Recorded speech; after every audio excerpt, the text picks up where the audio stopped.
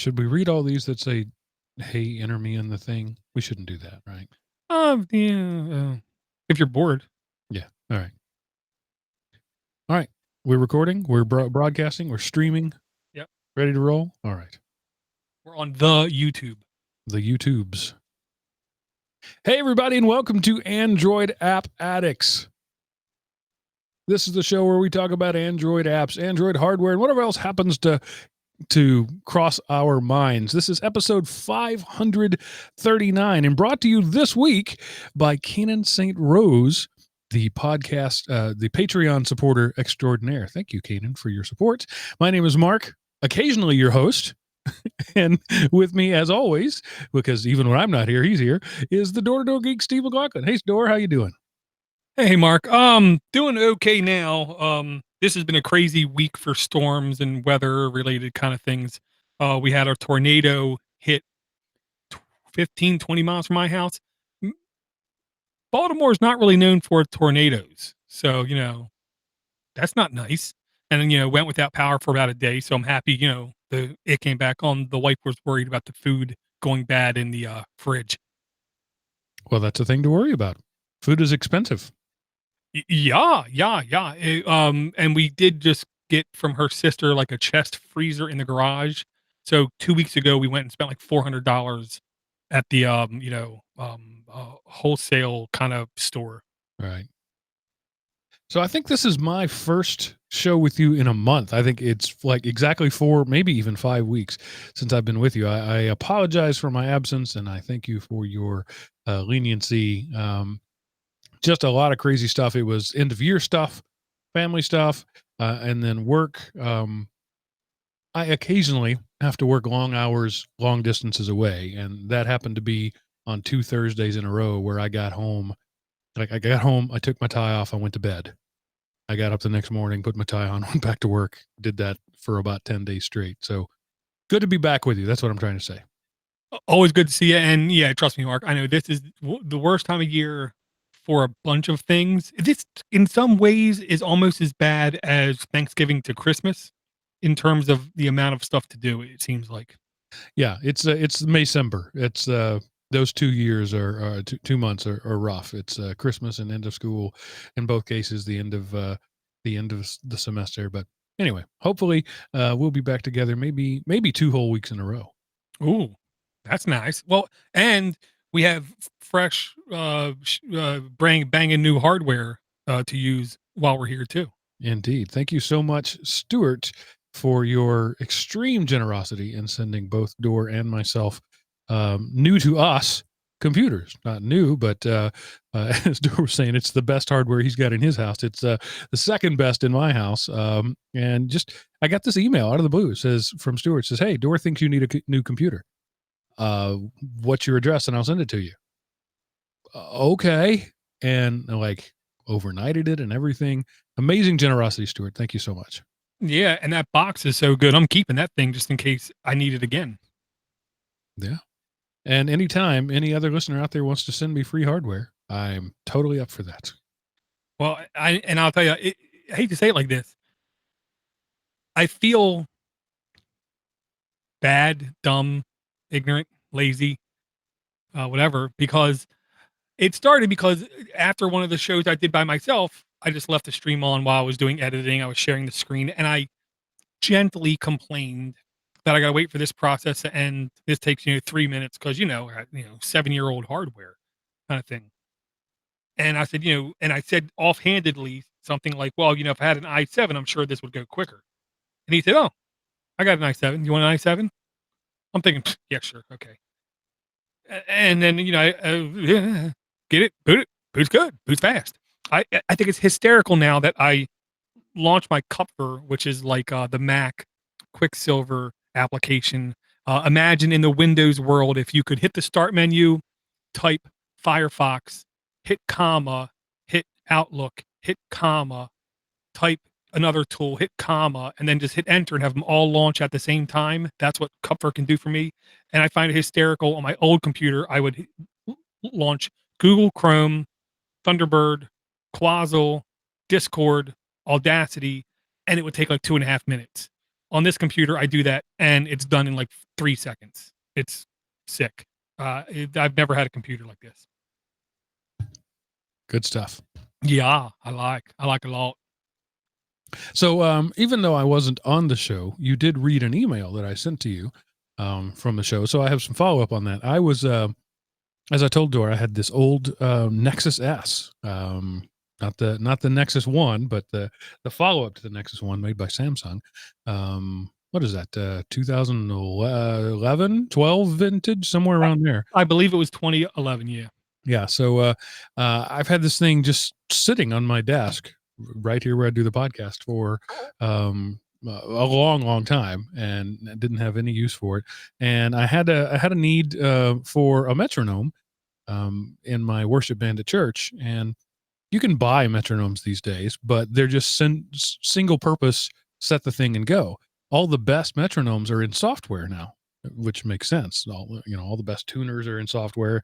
In the music world, everything is moving to the largely iPad. But anyway, so I thought, I have several metronome apps on my regular phone, but I want to give this to the drummer at the church so that he has a standalone sort of thing that he can use at any point. And I have no use for this thing. I fired it up. It was fine. It was running great. It was just running Gingerbread. So I loaded up the Play Store. Oh, no. Gingerbread didn't have the Play Store. It had Android Market. Ah. Yeah. And then it was like, well, I'll just hop on over to Chrome. No, it didn't come with Chrome. It came with Browser. And Browser couldn't even load play.google.com. And so I thought, well, I'll just maybe download some APKs on it. Nope. It is just so outdated. It was completely useless. I couldn't put any software on it. I couldn't sideload anything because none of the APKs were valid for an OS that old. I would have had to go find some archive stuff from 2011. So I sent Dor an email saying, hey, this is right up your alley. This is the kind of weird thing that you excel at. Find me some apps that I can put on there or a way to ROM this thing. And he asked you, the audience, and I got no response. You're all useless, every one of you. No. Well, in Discord, they PM'd me, and I'm like, okay, I'm not going to remember this. But what I did find, however, is that some enterprising young fellow named Dimitri had the same sort of experience I had and said, what could I do to bring a modern-ish operating system to the old Crespo? That was the code name hardware. And so he made a ROM for Lollipop, Marshmallow, Android 6.0. Dang. Yeah. So I loaded that sucker up and it worked like a charm. Tried to load the Google Play services on it to load the Play Store and crapped out. You ever had that thing where it says optimizing software 1 of 82, whatever, then it reboots and it's 2 of 2 and then it reboots? I let that thing run. I'm not kidding, Dora. I'm not exaggerating. I know that I'm prone to exaggeration, but this is not an exaggeration. I let it run for 2 full days, 48 plus hours. Wow. And it never optimized anything. That is dedication. Yeah. I just plugged it in and threw it on the counter and didn't think about it. I knew I was asking it to do something that the hardware just wasn't ever designed to do. And it gave up. So I flashed it back over again, back to stock Marshmallow, and then used ADB to sideload some stuff that I got off of APK Mirror, and Bob's your uncle. It has everything on it I need right now. And it's probably even more secure because it can't go to the Play Store. It can't get to the internet. It can't be corrupted in any way. It just has the apps that I sideloaded on it. It doesn't have any of my contacts, any of that. So it's actually probably a better way to do it. So problem solved.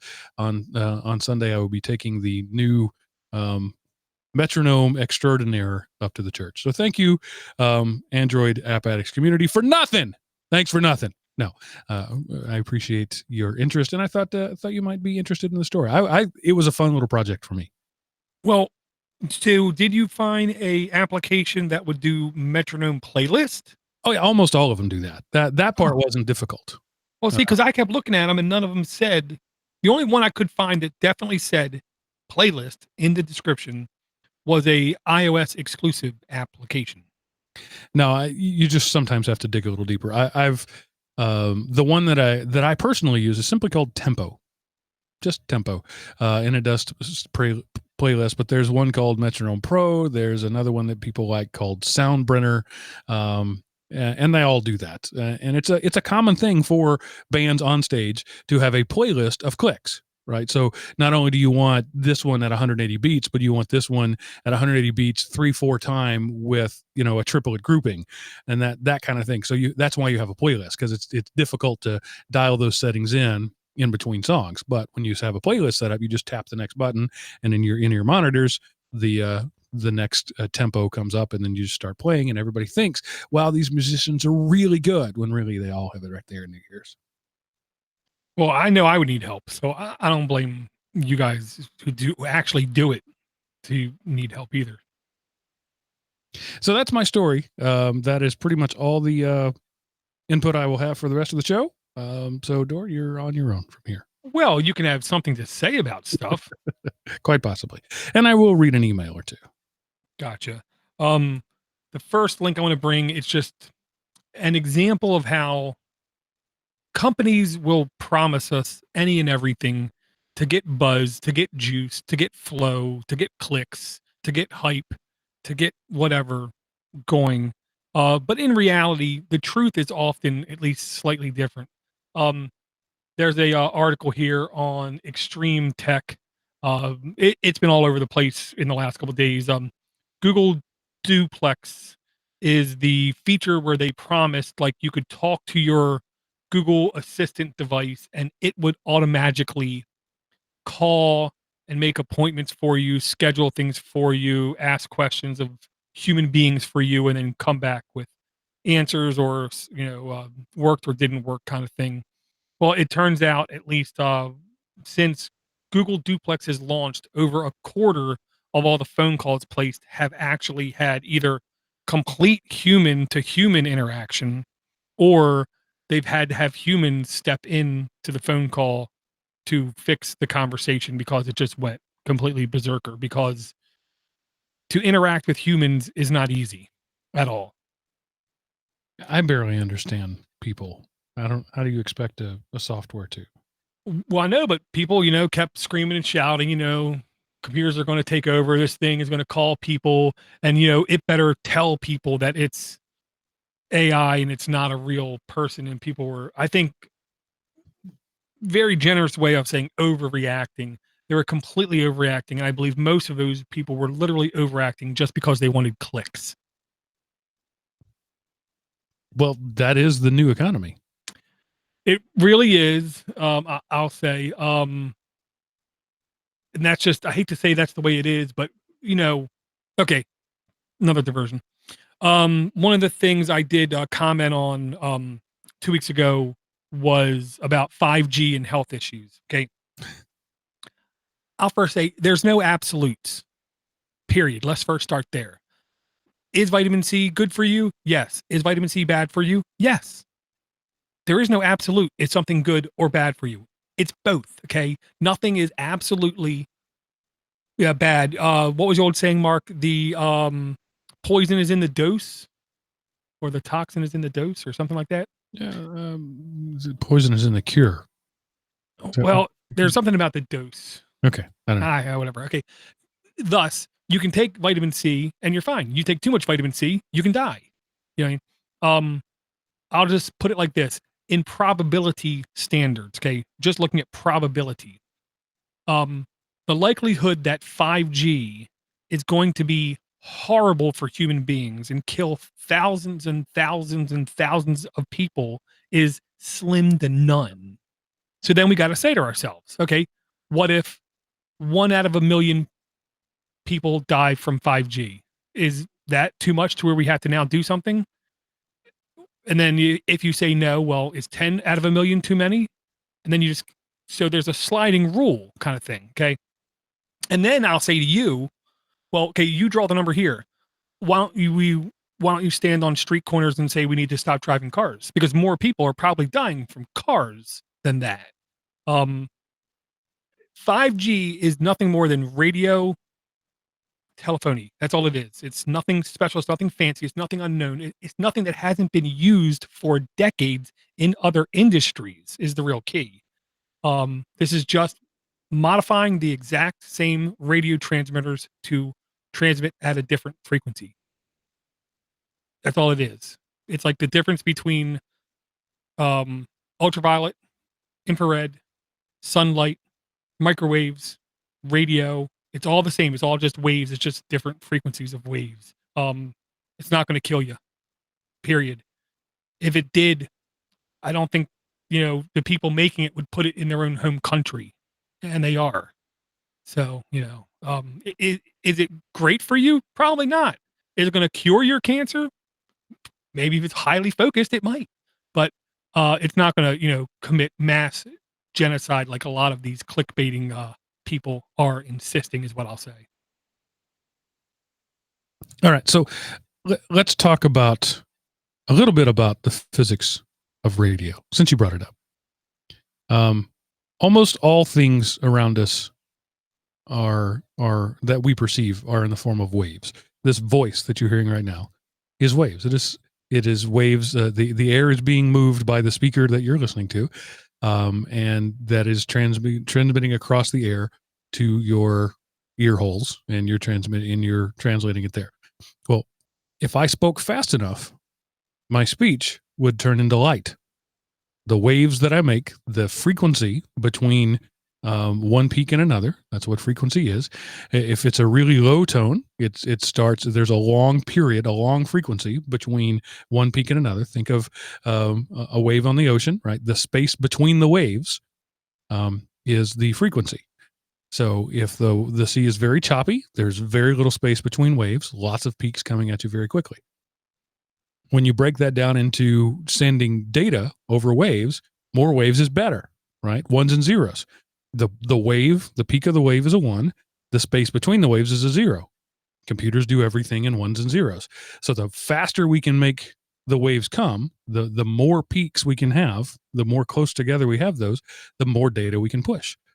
So you can transmit data via sound waves. In fact, the old modems did that. If you were like me and you had a TRS-80 Color Computer 2 as your first computer, you had a tape deck that you saved data with and played it back in. You hit the play button on your tape deck, and you hit the load button on your computer, and then you went and had a sandwich while it played back the sound waves.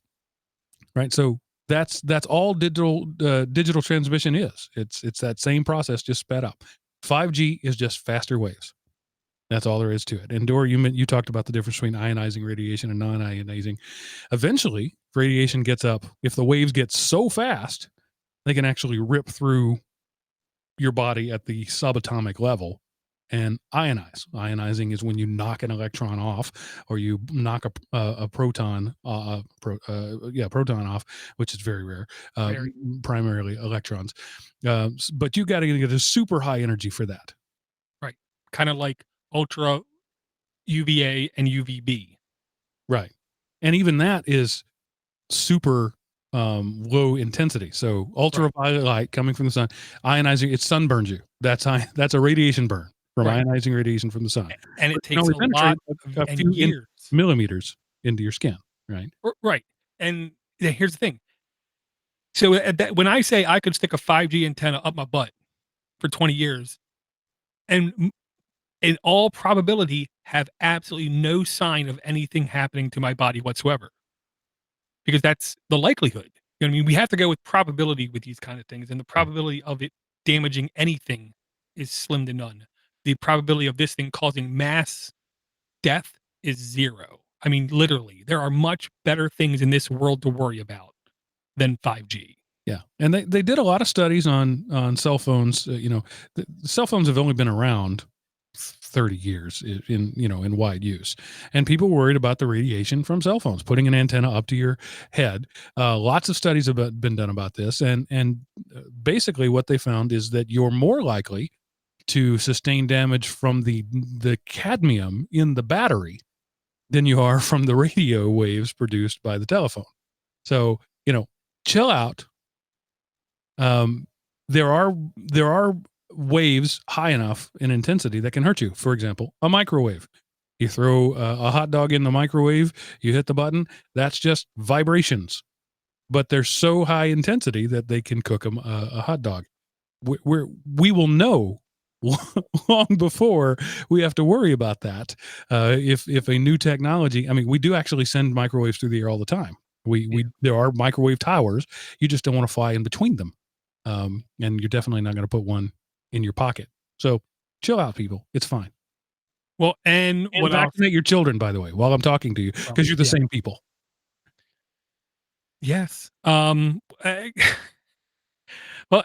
and I'll say this. I've heard of. I listen. Okay, listen. I listen to everything from Ancient Aliens to Carl Sagan Cosmos. Okay, that should be pretty clear to people out there. Everything.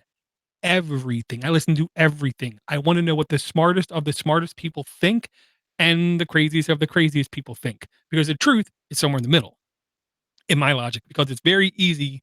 Studies have shown it's very easy to fool the smartest of the smartest people. And it's very easy to fool the dumbest of the dumbest people. Yeah, they're equally uh, uh, uh, fallible to their own belief systems.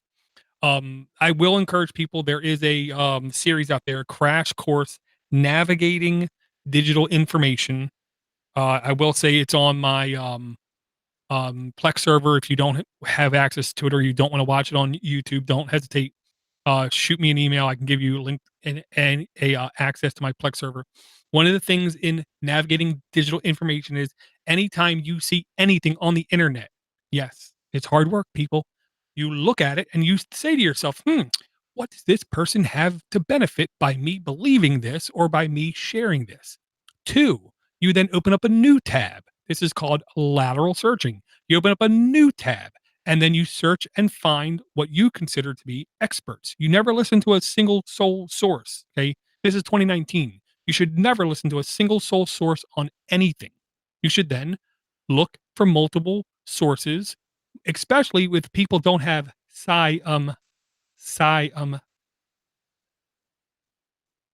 citations when they say something.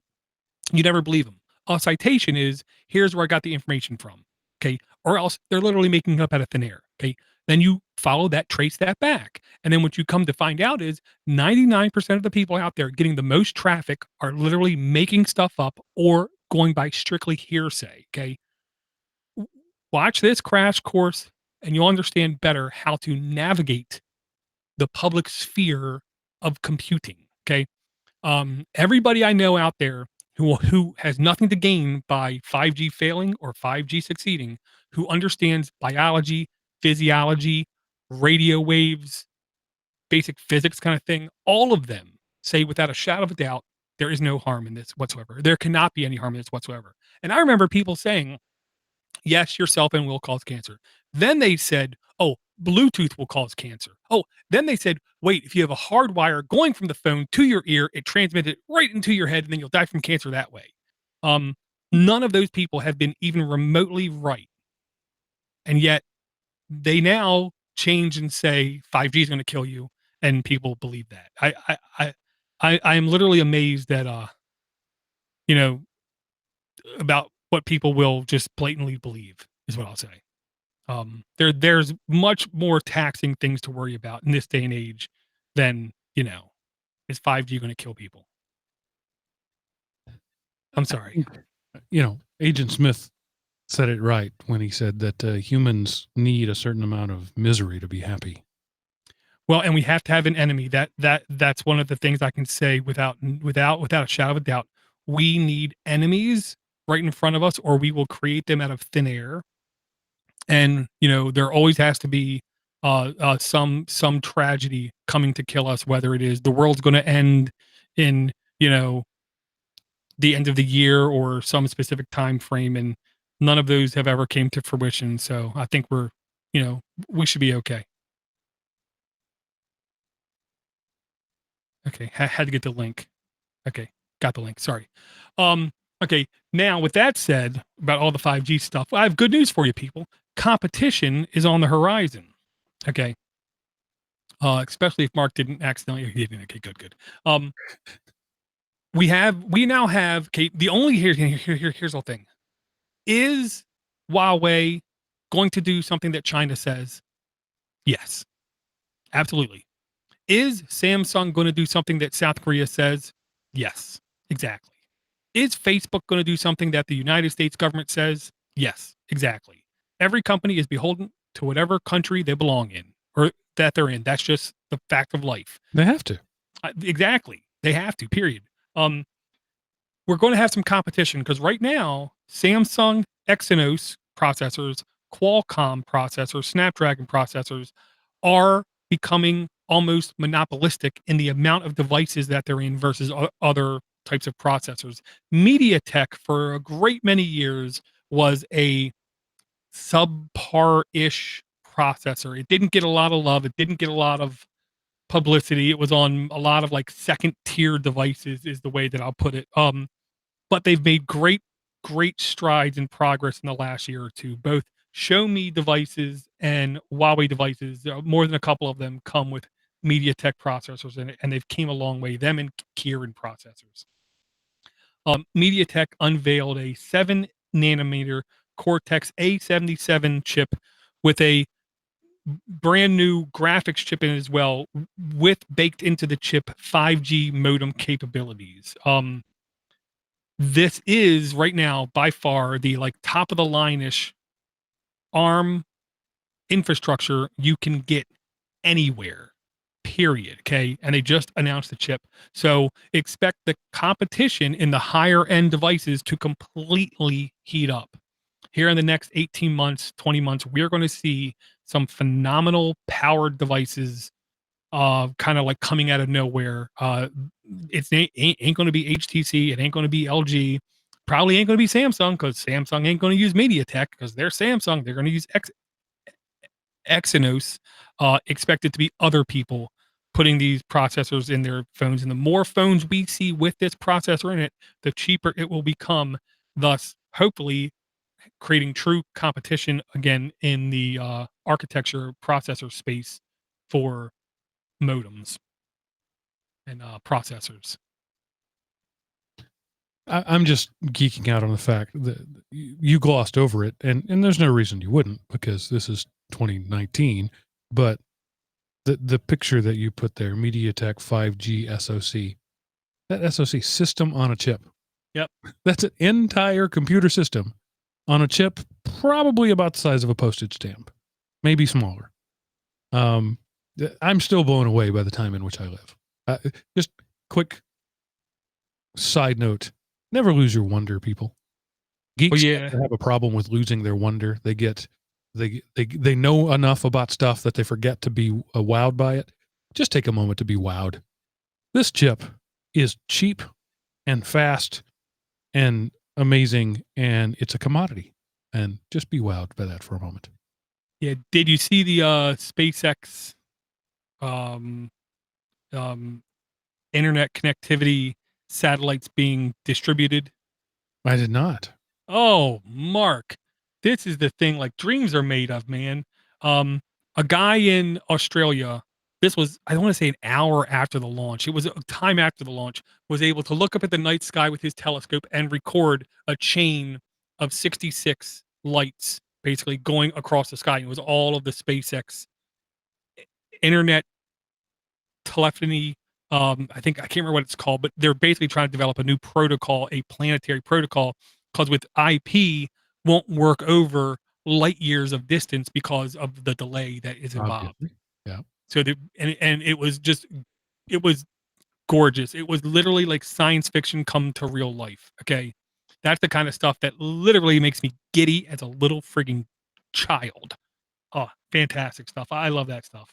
And yes, I've been on the system of on a chip thing, with the Raspberry Pi and stuff forever. So to me, this is just another step, another step, another step to where until computing is truly ubiquitous here's the two main goals with computing in the future. Smaller, aka less resources needed to create such a device, and hopefully less pollutants and less mining and less whatever, aka cheaper, smaller, but also more power sensitive, so they need even less power to perform greater result sets. And that's what's happened. I mean, if you remember back in the day, the mainframe computers that took up entire floors of buildings, the amount of power they took up was insane. And the amount of processing you got out of it in comparison was unbelievably small. Where today, we're able to get a system on a chip the size of your thumb that can literally perform the entire world's computations from just 30 years ago in like a second. I love it. It's a great time to be alive. It is really good. This was a app/news link that I saw that I just had to bring because I love the ingenuity, I'll say, of Japanese people. When they know that tech can solve a problem, they take it all the way. Okay. Apparently on Japan, they've had issues with people being very forward on trains to the opposite sex. So much of an issue that they literally designated entire cars in the past where the only females can get on this car. Period. If a man gets on this car, you're going to jail. Okay, that's how bad it was. Because we've all seen the stereotypical Japanese train, people being pushed on because they're so packed with people. Well, now basically there's an app out on the Japanese market that will yell, make an extremely loud noise yell if your phone thinks that you're being touched inappropriately. Japan, that's Japan for you. Yeah. So does the phone know, or do you have to tell it? That's what I don't get. What it looks like is especially if the phone is on your person, if the screen is facing out, it can tell if there are extra touching going on. But I do believe there is a panic button. Yes. Extra touching going on. Show title, by the way. If anybody's writing these things down. See, this is why I have to do shows with other people. I can never think of those titles ever. Let me read an email. We've got several of those while you move for the next thing, shall we? Yeah. Some of these are old. You may have already done them. Stop me if you've heard this one before. The 10-second follow-up. Yeah, I heard you do this one. So I'm going to skip over that one and go back a week. See, I thought I was ready, and then I actually read the thing. Well, and we have to thank Chuck Green, our newest Patreon, old friend, the Rhino. Thank you very much for your support and your generosity, of course. So here we go. This is from Robot 404. Gotta add what I wanted to say from last week's show. There was plenty going on at Google I/O, but I'm not surprised you found it boring. It's meant for devs, not normal people. One of the cool things they showed was getting an assistant, getting the assistant on device and shrinking the file size from 100 gigs on their cloud service to just over 0.5 gigs on the device. There goes that annoying latency, hopefully. And something cool that they released was they released a program to teach the assistant to understand people that don't talk normally, like stroke victims or those with speech impediments. That is pretty cool. Google is all about deep AI, and you may not know this, general listening audience, but Google was very upfront about the fact that the only reason Google Voice exists was to develop training models for speech recognition. And what better way to do that than to have thousands, millions of people making phone calls every day? So they have lots of normal things. I like the idea of being able to train it. And the training has just gotten a lot better. They can do that now. So thanks, Rob, for your geeking out there about some developer stuff. Yeah, and I'll say he was right. And I admitted to him, at least privately, part of the reason I did that and called the show that was literally just for trolling sake. If you haven't noticed yet, people, once every 6 to 8 episodes, I like to title the episode something that should get random passersby to take notice, aka it might fulfill some people's search terms. Some people call that being clickbaity. I call it just testing the waters. Because I only do it once every couple of episodes, at most every 8 episodes. And he is right. I did hear about the shrinking of code. I don't care. I don't care anything about the shrinking of code. Okay. That is what is supposed to happen. when code matures, you're supposed to figure out how to optimize it, whether it be just getting rid of it or figuring out what's unnecessary or just shrinking the number of lines needed to do the same thing. And I say that because that's all I've been doing for 23 years as a government employee. I've taken 200,000 lines of code and shrunk it down to 3 lines of code. That's what I've done in COBOL. I hate COBOL, but that's the kind of stuff I've had to do. But understanding the speech disfluencies that happen in people is not easy. If they can do that, that's going to be pretty game changing because right now there's over um 3 billion people in the US. No, 300 million people in the US. Almost 100 million of them have some kind of speech disfluency. Some of them are not bad, okay, but some of them are very severe. So that's I can't deny awesome. And And I that's kind of something miss that. that's something that takes a little training even for humans to do, right? Anybody who's ever had a toddler knows that eventually you learn to speak their language before they learn to speak your language. But it takes some training. That's not AI. That's RI. It's real intelligence that goes on there. My granddad had a stroke, and it took the whole family a while to learn his way of speaking. And to now think that a 0.5 megabyte piece of software can do what I could do, that's both impressive and frightening. Yeah, and I'll say to then throw back at least a month mark. My kid's making fun of me saying please to my car when I ask it to do something. I did do it basically an A/B test. You know what I mean? I did an ABC test. So every time I carpool with my wife every day, I take the car 4 out of 5 days. When I'm pulling up to pick her up, I literally say, "Okay, Schmoogle, send text message to blah blah blah blah. Tell her I I am out front whenever you are ready." It then says, "Here's your text message to blah blah blah. I'm out front whenever you are ready. Do you want to send it?" Okay, I did 3 different things. I said, "Yes, please." I said, "Yes," and I changed that with "send it." So I tried just saying yes, just saying send it, and then I also tried saying, "I would like you to send it." Every single time, the shorter of the words would fail insane number of times. If I just said yes or just said send it, 2/3 of the time it would fail.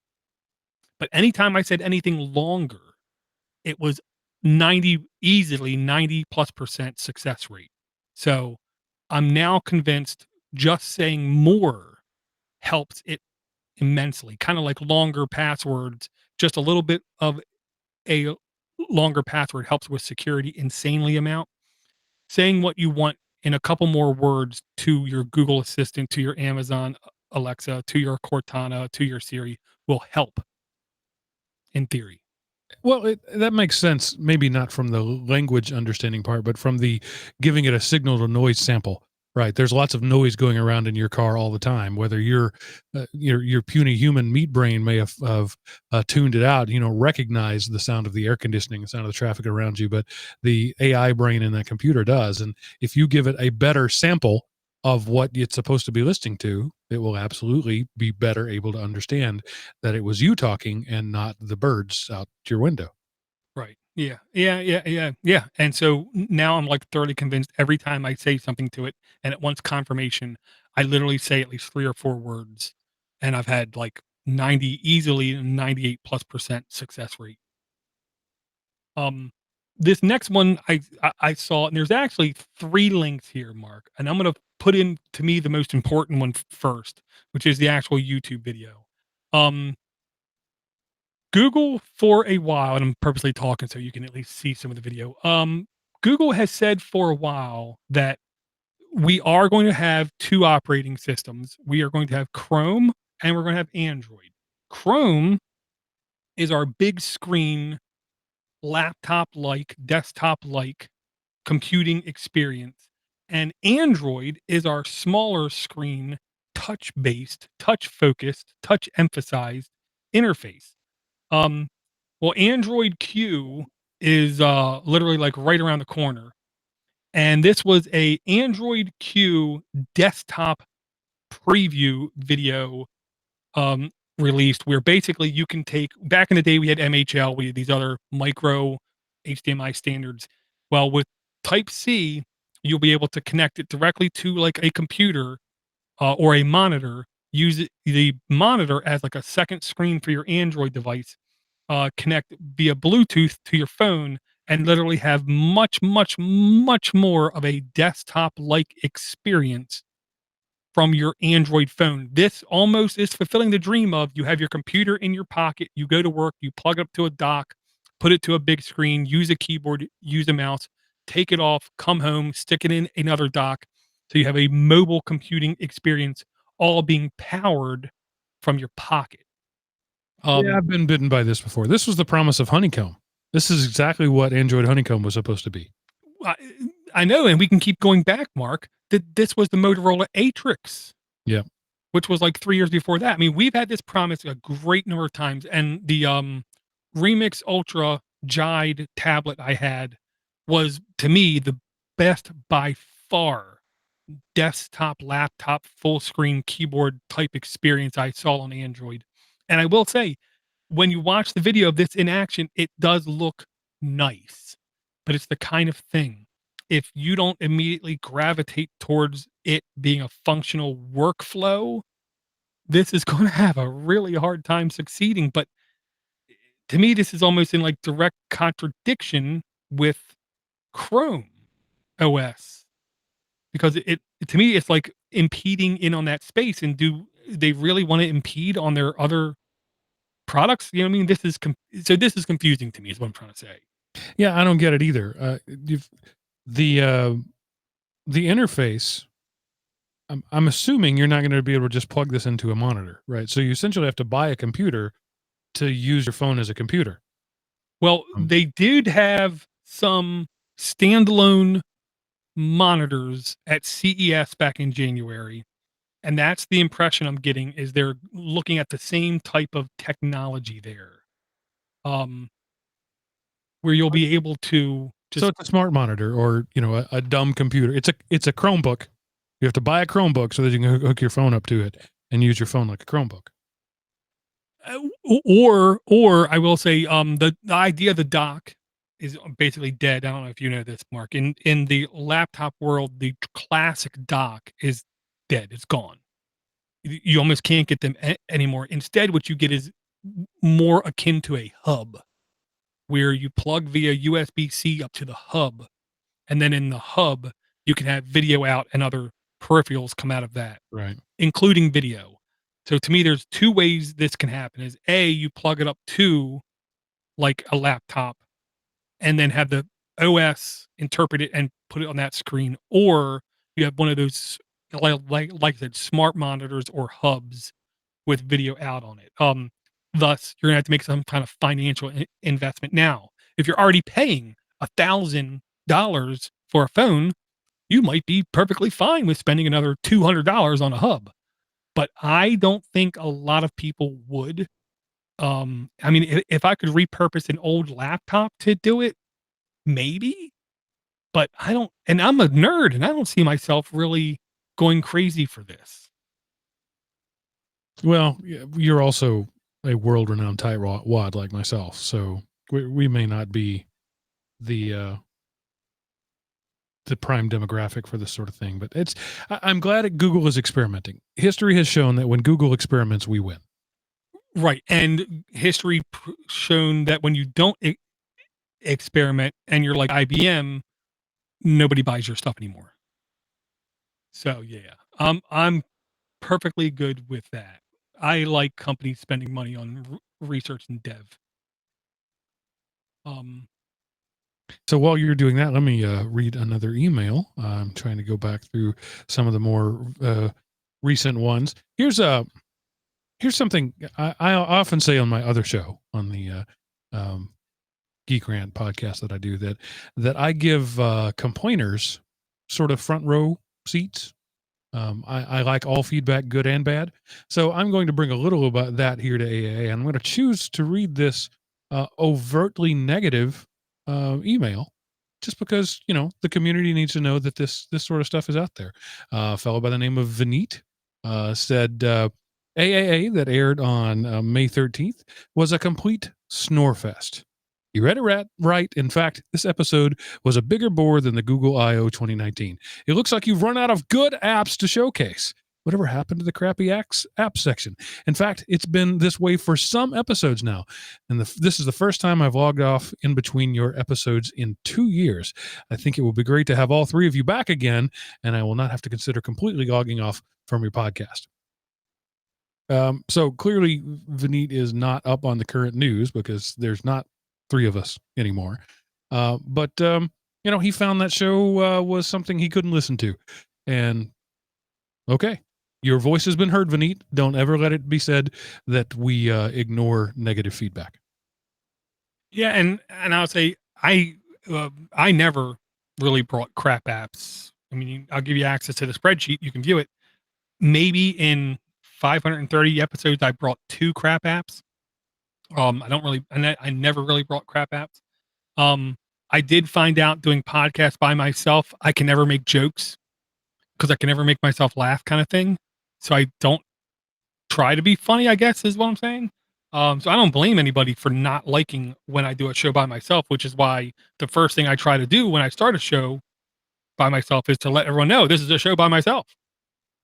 You know what I mean? So if you're looking for banter, if you're looking for back and forth, then that's not the episode for you.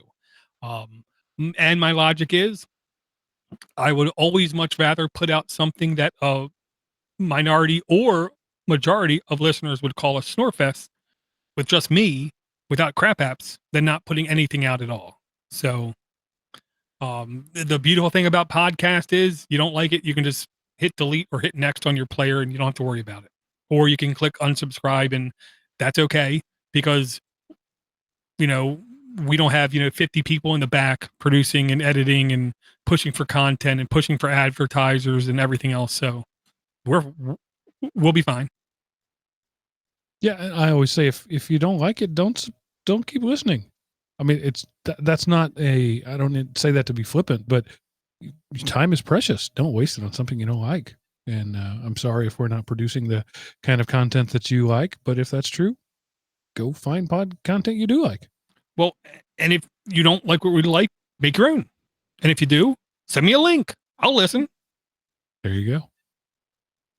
Yeah, that's what I do. Yeah, now I'm up to like 150 again podcast mark. I had to bring this only because it's been like this is one of the Google things that's literally went completely back and forth in the last couple of years. Where once again Google announced a new $999 Google Glass augmented reality headset. The original price I want to say was $1,400 or $1,500. So it's came down in price a touch. It is unbelievably more sleeker designed is what I'll say. And I'll say they again made it like really clear in the launching of this. This is for enterprise businesses only, where there's no doubt having this implemented correctly can not only help with stuff like safety, but can help with efficiency and training like insanely. I would love to be able to sit around a conference room and see the slide deck in virtual view, in my glasses, instead of trying to look at a bad screen like that, or, for teleconferencing purposes. I'd love to be able to look at somebody and have their latest email or calendar contacts or whatever pop up based on facial recognition. These are the kind of things that could be cool, but in a very narrow sort of thing. And one of the things I don't think Google has figured out yet is a whole bunch of the population doesn't wear glasses. And so you got to figure out a way for people who don't wear glasses to do this, because they're not going to strap on a pair of, well, I don't know, the millennials might. Millennials like to wear glasses. They might do it just because of this. But anyway, it's a thing. Once again, I'm glad Google's experimenting, because when they experiment, the world wins at large. But I think this is just going to be another Google, what was the round video thing? I don't remember what it was. View, I think, or Q. Q, yeah, it's going to be another one of those. Another piece of just useless tech. Well, that was useless from day one. So this, honestly, I can see hypothetically working in a loud factory, having this having it even in safety glasses form, which they do say they have them also as like safety goggles, to where if there's like an alert that I can't hear because I'm working in a huge factory kind of thing, to have that like instantaneously pop up right there. As a business owner, liability kind of thing, I love the idea of it. But You just made me think of something I hadn't considered before, but you integrate this into some safety goggles in a manufacturing plant, and I see the instructions, the processes right. of the steps I'm supposed to be doing, or maybe even an overlay that shows me the size of the piece and tells me where to put it. All right, now I'm with you. Oh yeah, yeah. They had a demo where they were showing training people on fabrication, like literally like in the corner you see what you're supposed to be doing next. So yes, it was like training um not assembly line workers, but something like that. Yeah, but you had it right. Niche. It's very niche. This is not something you are going to come across in your daily routine, but it will, I think, serve a definite purpose. And as industries figure it out that it can be used, the price will then keep coming down. It will only get more popular. The other place they said this is actually being used is in surgeries. So, you're knocked out. How would you know? But uh, so apparently there are more than a couple places in the US where every surgeon has a pair of these on at the same time, viewing what the next step is, what they have to do next. To me, this is the kind of perfect use case where I don't need to know about it happening, but I like the fact that it's like slowly propagating into actual places of work. Okay, Google, how do I perform an appendectomy? Any day now.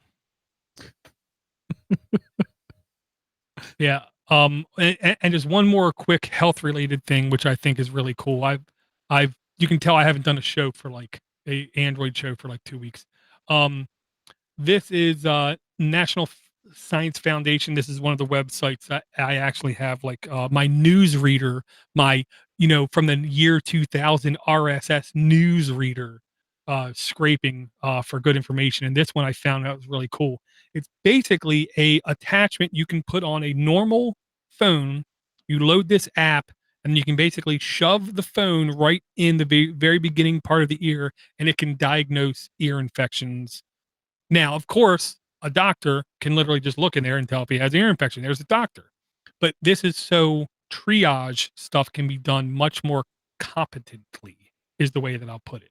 I love the idea of using off the shelf hardware to help the health professionals come to a more quicker, more absolute, more confident diagnosis before getting to the actual doctor. Now, if this thing also has an app that will signal my pediatrician and have them call in a prescription for antibiotics without me having to go pay my $20 copay, I'm in on that. Well, I'll tell you right now. I don't know nothing, Mike. Demark, this kind of stuff is literally around the corner. We already have a couple health places in the U.S. where they basically only do digital appointments, literally like FaceTime. Okay, um, it's going to be, but the advantage is that the doctor is going to be able to spend more time talking to you. I don't know about you. You go to the doctor, you're lucky if you get 15 minutes, and that's because they got to spend so much time preparing and going back and forth kind of thing, where when it's all digital they can literally just sit there and as they're talking to you be reviewing everything. And the idea of a digital appointment is not far off to where you'll go into a clinic type atmosphere with assistance with this kind of technology, and then they'll tell you go ahead and sit in front of that screen and the doctor will be with you shortly. And in actuality, the doctor's in Chicago or some other city. It is coming. It's just a question of how long. Let me read another email. This one comes from Julian, who says, first off, please enter me for the drawing. Says, just thought I'd put fingers to keyboard and comment on a couple of matters.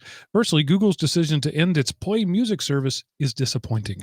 I've only been a subscriber for a while, but it's proven a hit with the family and myself. I know the intention is for YouTube Music to take over, and I guess it'll end up being just as good eventually, but artists have to upload their music again, and who knows what the reaction is going to be, especially if the licensing arrangements are different.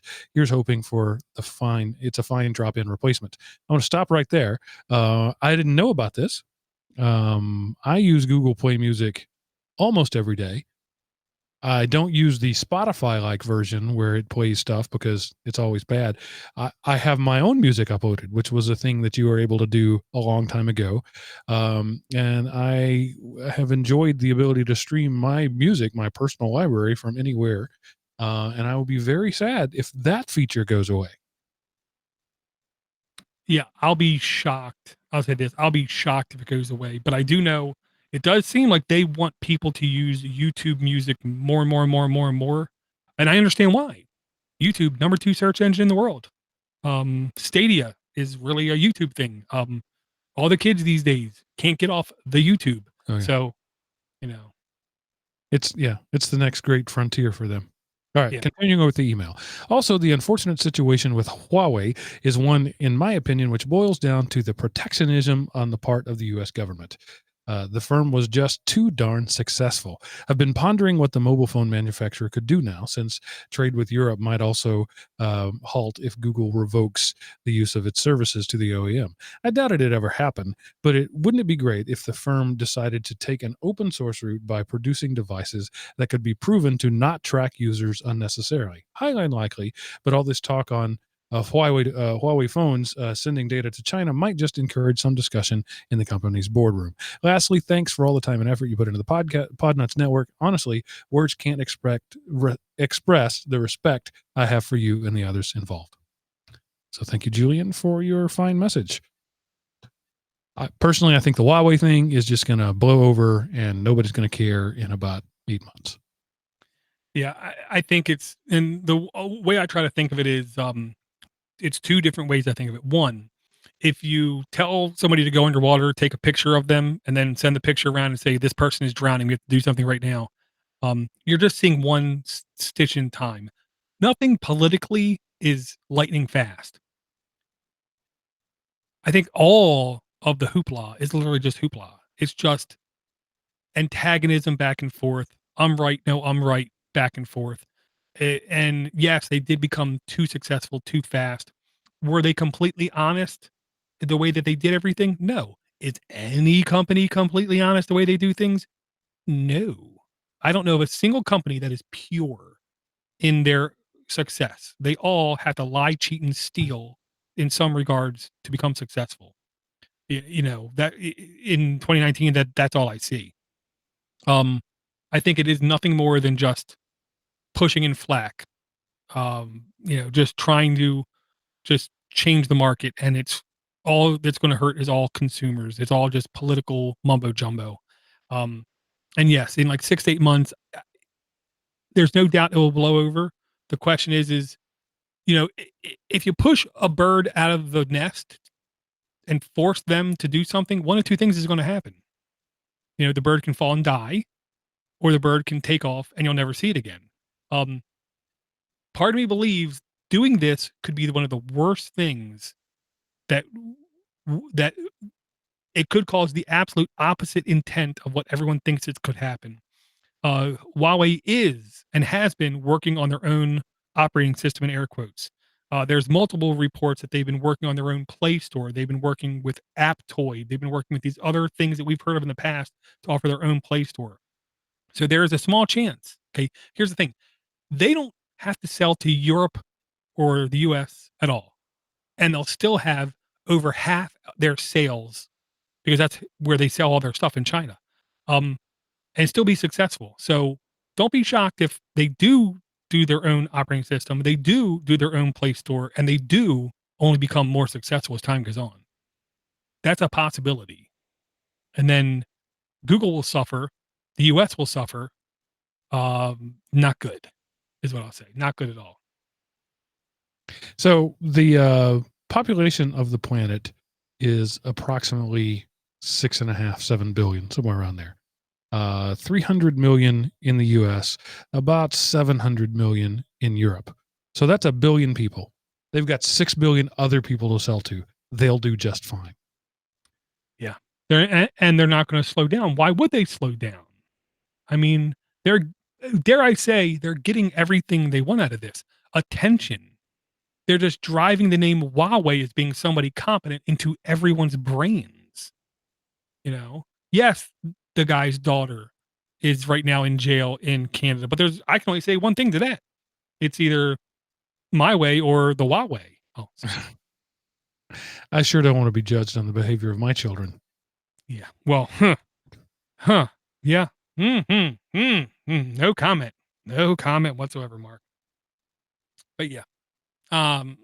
Lenovo is going to keep being successful. Xiaomi is going to keep being successful. Oppo is going to keep being successful. Samsung is going to keep being successful, and Huawei is going to keep being successful, no matter what any single government tries to do to them. And honestly, I hate to say it like this. Part of me believes the free market system, the globalization, which some people think is a really dirty, crooked word, the globalization almost reinforces the fact that we have to work together because we rely on each other more and more and more. The old economist saying, and sorry for the snore fest, is you take a pencil. At minimum, the creation of that pencil requires 10 unique companies to come together because the person putting that pencil on the shelf is not chopping down trees. They are not mining for graphite. They are not mining for the metal. They are not making the paint. They are not chopping down the rubber trees. Every product relies on a myriad of companies to get anything done. It ain't just Huawei. Every company's like that. Good That's point. just a quick tangent. And thank you for that email, Julian, and everybody for the emails, even if they're negative. I don't care. Still good to hear from you. I gotta throw this one out because I know we're already long. Oldie but a goodie. This is an app I brought 3+ years ago. I don't even know. I cannot even begin to tell you when I brought this app, but it still is relevant today as ever, and maybe a little bit more relevant because of Stardew Valley, but I'm not going there. This application lets you load the app. It will run in the background, load anything. It doesn't have to be a game, but it works best with games is what I'll say. And if there's on-screen controls or on-screen buttons or on-screen interactions you can do, you can then map the controls to a Bluetooth gamepad input. So hypothetically, you have your phone, you can either plug or a Chromebook, you can plug up or Bluetooth connect a gamepad. You can then load this app, tin core key mapper, and then you can basically map where those physical buttons will touch on the physical screen, thus allowing you to play a lot of games with touch controls, even if the game was not meant to use a keyboard or a gamepad kind of thing. I've had nothing but crazy success with this app, is what I'll say. Fun, helps with gaming in general. Especially, I say if you have a Chromebook with Android apps on it, you get a decent gamepad, plug it up via USB right to the side of the Chromebook, and you got yourself a basically a good gaming machine. Awesome. And I know, Mark, this is the kind of thing that, yeah, there's not much for you there. I'm just gonna speak for Eric and say I'm not a gamer. I do want to really quickly give a shout out. We mentioned Chuck earlier. I also want to mention our new Patreon, Phil, who in the last couple of weeks or so has stepped up and said that he would be a Patreon supporter. Thank you, Phil, for that. I'm not sure if you've already called him out, but I want to do that again. Every little bit helps in terms of running the show and that sort of thing. But really, it's the standing up, the being counted, the showing support in a tangible way that has an emotional impact far beyond just the material one. So thanks for that. Absolutely. I'm going to bring just one more app, and I'm really bringing this app just because I want to see if we get more takedown notices. Look, I'm a Nintendo fanboy from 1986, I believe is when the NES came out. And I love the fact that this URL is not even accessible to anybody Bad URL. except for me. Me. because I've been playing Super Mario Kart Tour closed beta test version. I'm terrified this is going to be a microtransaction hell, where they're just going to try to make billions of dollars off of Mario Kart. I'll just put it like this: it was easy for me to get into the beta because I don't have a Samsung Galaxy S9.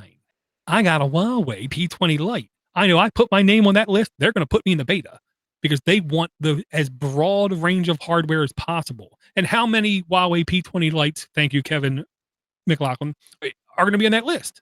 Granted, not many. So I had a much higher probability of being picked. So I did it. Kids love the game. My oldest loved it, played it great, kept getting first place, first place, first place. My youngest loved it, kept getting third place because, he's younger. But it is the kind of system, Mark, it looks like if you don't do good enough at a race, you'll lose hearts, and then you got to wait for your hearts to replenish to play another race.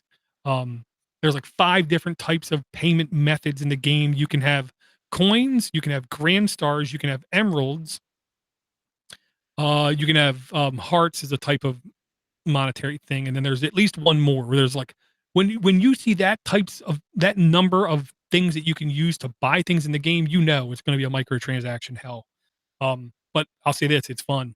It is damn fun, and it's in portrait mode, so you can play it while you're in a meeting, and nobody will know you're playing a game.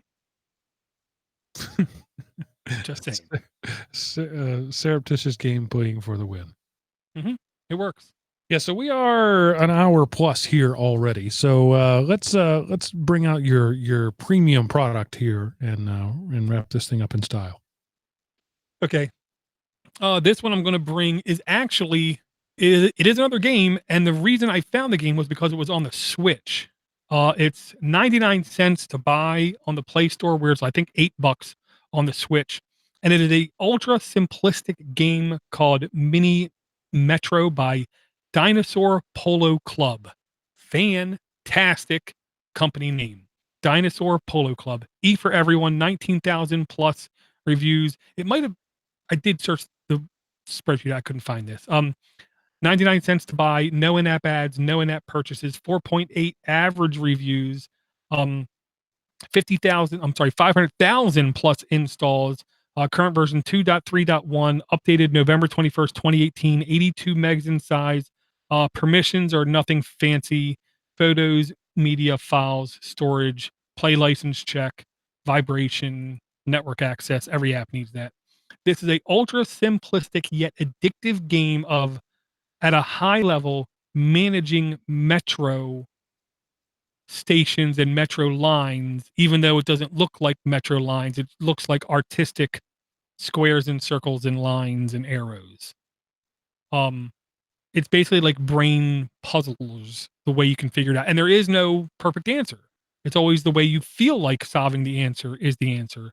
I just say lots of fun, simple fun, ultra colorful, clean looking. I just had fun playing this game. Yeah, see, this looks like the kind of game that could be my BB-10. I could get sucked into the vortex with this one. So I'm going to choose not to install it because you might never see me again. But I'm sure you have some Google Play opinions rewards just waiting to be spent, right, Mark? I do, and I'm not going to use them because I recognize my own addictive behavior, and I'm going to walk away from there. I understand absolutely. Okay, then a actual semi-productive announcement then. This is a update from Mozilla. Mozilla has been doing a lot of things here in the last couple months. And the reason I say Mozilla is this is based off of Firefox browser. Okay, Firefox browser just went through some major shifts, major changes, major updates. Supposedly will auto quiet tabs on the desktop, do all kinds of functionality like that. The same optimizations have came down to the mobile platform. They've also launched their own send file solution. They've also have their own encryption, password encryption tool that they're releasing kind of soon. Mozilla is making lots of headway here in the last couple months, and the Tor browser is a direct beneficiary of their work. I don't completely trust Tor. I've said it in the past. It was made by the Navy, the federal government. Go look it up. Don't believe me. They were the first people who actually put the code to the computer and wrote Tor. Exit nodes, I feel like, are nothing more than targets for people to watch. So I don't use no Tor. But if you require anonymity, yes, that word, then you need yourself some Tor browser. Don't accept imitations. Don't accept other applications that say they can do it. Download Tor and run it if you need at least some amount of it. And the incorrect word is privacy. It's not privacy, because everything after the exit node is completely private, kind of thing, just like any other traffic. It's not a VPN tunnel, but it helps with anonymity. Anonymity. Thank you. That I knew you were going to help me out. Yes. Yeah, being anonymous is just as good as being private. Right. In many ways. Steve Gibson would probably argue with me on that. Well, here's the thing. One of the biggest improvements in the latest version of Tor was it helps obfuscate fingerprinting. I know you know what fingerprinting is.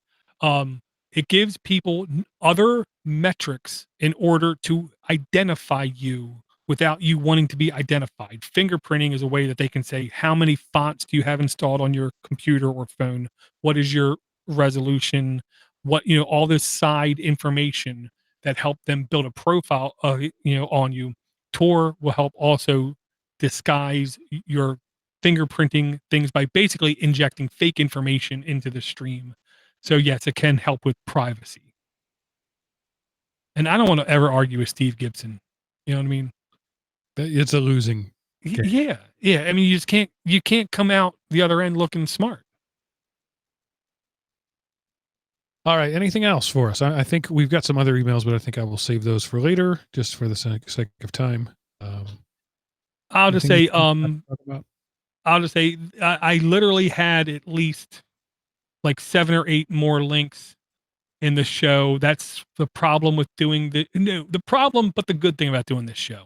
I believe, like Johnny Carson, I bring more stuff to each episode in my queue than I could ever bring to any one episode. So I try to only bring the best of the stuff to the show.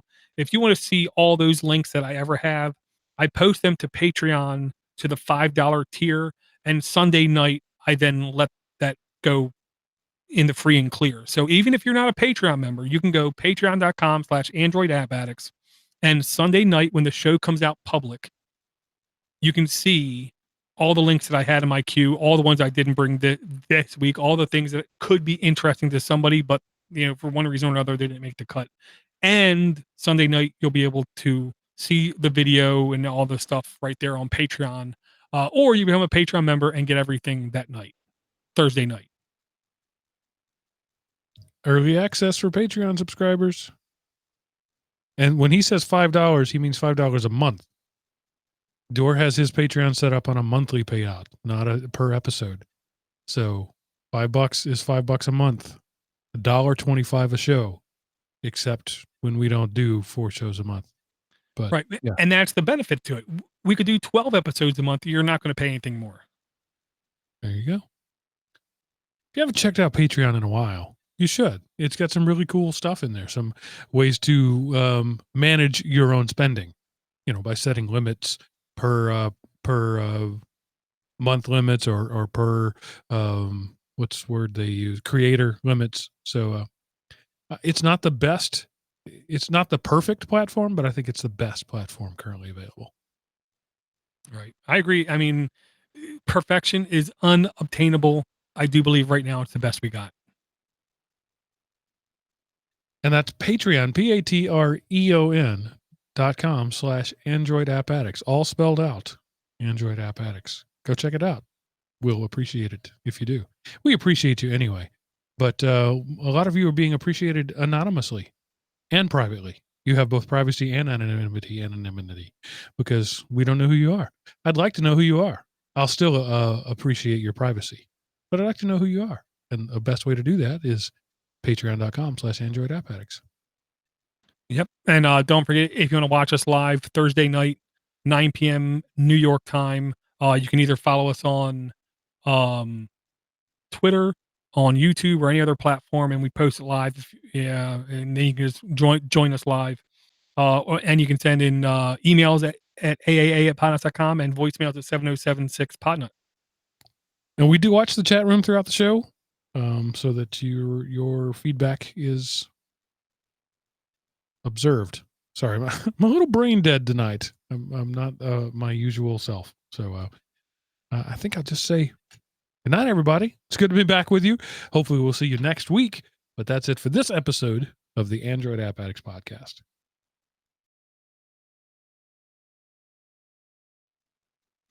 Okay, stop the audacity on my end. 1 week, I literally had it sitting there for 20 minutes.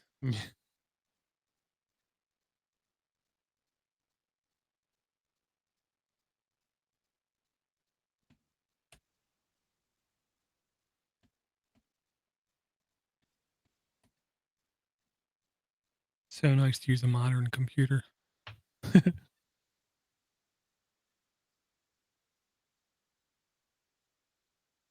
Yep, looks fine to me.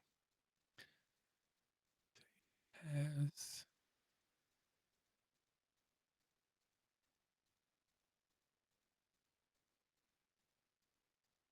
you want to do an intro? Yeah, I'm just trying to come up with something. Okay. Yeah, this week at work, 2 people asked me, like, "What are you doing?" And it's like I'm leaning into the computer screen at work. It's like I'm going blind. Just don't look at me. 'Cause I look like that stereotypical, like leaning in, squinting my eyes. That's not a pleasant thing from your computer's perspective. Oh, I know. I know. If there was ever a time to take the webcam off, just so take the tape off the webcam at work, it'd be that.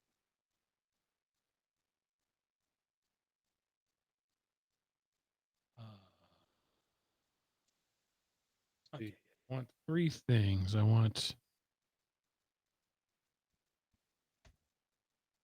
we go. AI still sucks. Google Glass is making a comeback. Japanese train riders get handsy, and it's still a great time to be alive. All that and more on Android App Addicts.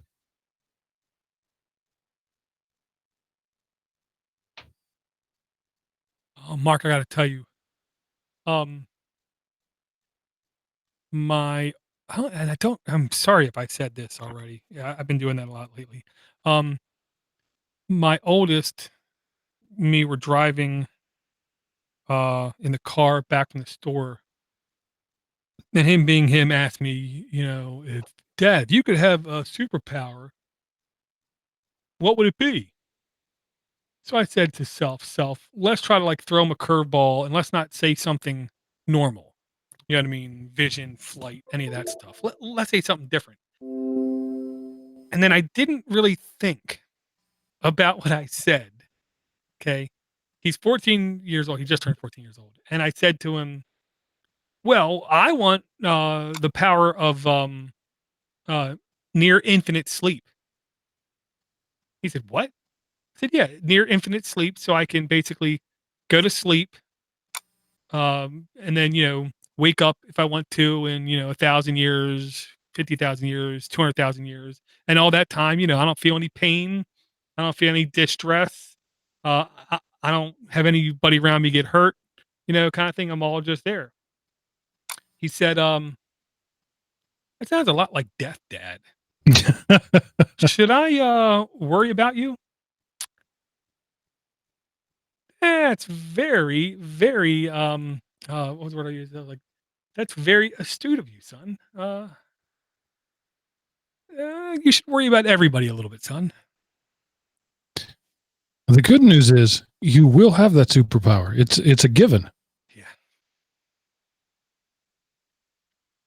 I know, but in my attempt at just, surprising him or whatever, just, just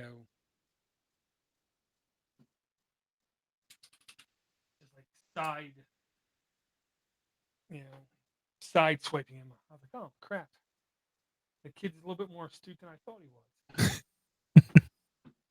Maybe I should have just said, flying.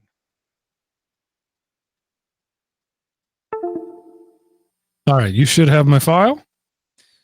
Okay, I'm so happy the Nextcloud came up clean after being off for 24 hours. Yep, I got it. I got to set me up one of those things because that's Well, really cool. I tell you right now, Mark, Rock 64 just had a sale, $10 off. I want to say $10 off. 64 gig version. I mean, sorry, 4 gig version. Um, Same exact basic form factor as the Raspberry Pi. At least twice the processing power, 4 times the RAM, genuine gigabit NIC. It doesn't have it has no Bluetooth or Wi-Fi. Just phenomenal. I knew this thing was going to be so good. I literally bought 2 the first day they were out, just because. And it's just unbelievably solid. The only bad thing is it doesn't use a micro USB connector for power, because it can't, because it has USB Yeah. 3, and for true IEEE standards, to offer the amount of power through USB-C, through USB 3, you need something more powerful than micro USB. So it has a C. barrel jack connector. Okay. Could have been a C connector. I know, but apparently C connectors are still moderately expensive. Now I'm Yeah. gonna do this. I'll just do this. Or you could spend almost less money, and you could get a um a atomic Pi. This is literally $35 Intel computer.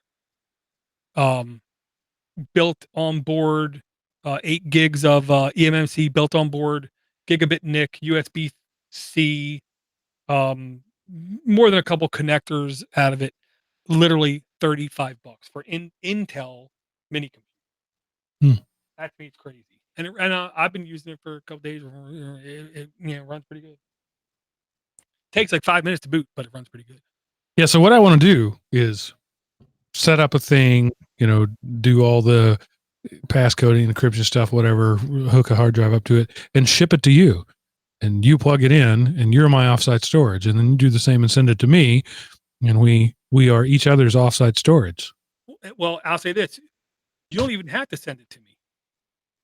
That's the beautiful thing. All you had to do, technically, if you want to do it like that, you just send me the money. I buy it. I set it up.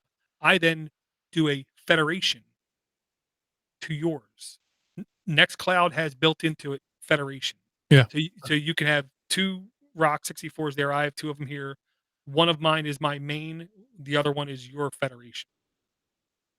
And there's like nothing to worry about with syncing tools or backup tools or connectivity tools. It just works.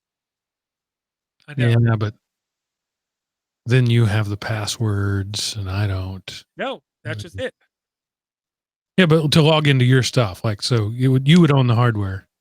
Not that I don't trust you. It's just my Steve Gibson trust no one is Well, firing there. I can make you an administrator on it, and then you have access to basically rebuke my authority. I think revoke is what you were going for I there. know, But I like rebuke. but I like the word Yeah. rebuke. Yeah, yeah. I said to my son the other day, besmirch, and he was like, "I don't think that's a word." It's a word. Oh, it's a word. All right, man. Time for me to go to bed so I can get up and do this all again tomorrow. All right, Mark. I got 4 hours of training tomorrow, every Friday until May 2020. Wow. Yeah. Oh joy. Wow. They just don't want you to do anything else, huh? I think they want me to have a drinking problem. Oh, I should stop this. Yeah. All right. Talk to you later, man. Thanks, sir. Bye. Bye. Okay, so I got a first. I'm gonna leave this running for a little bit at least. Because Atomic Pi sound pretty cool from what I've heard. They're not perfect. Red is what I'll say. They're not perfect. Nothing's perfect. But for $35, dang,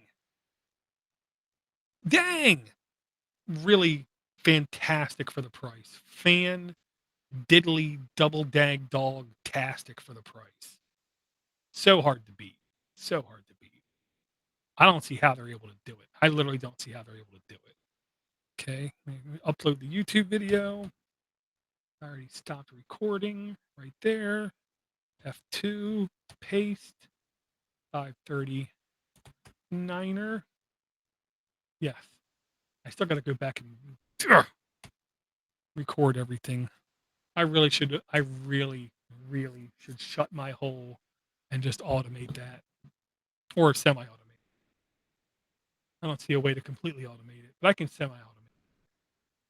Okay, upload video, select files, dang, upload has started.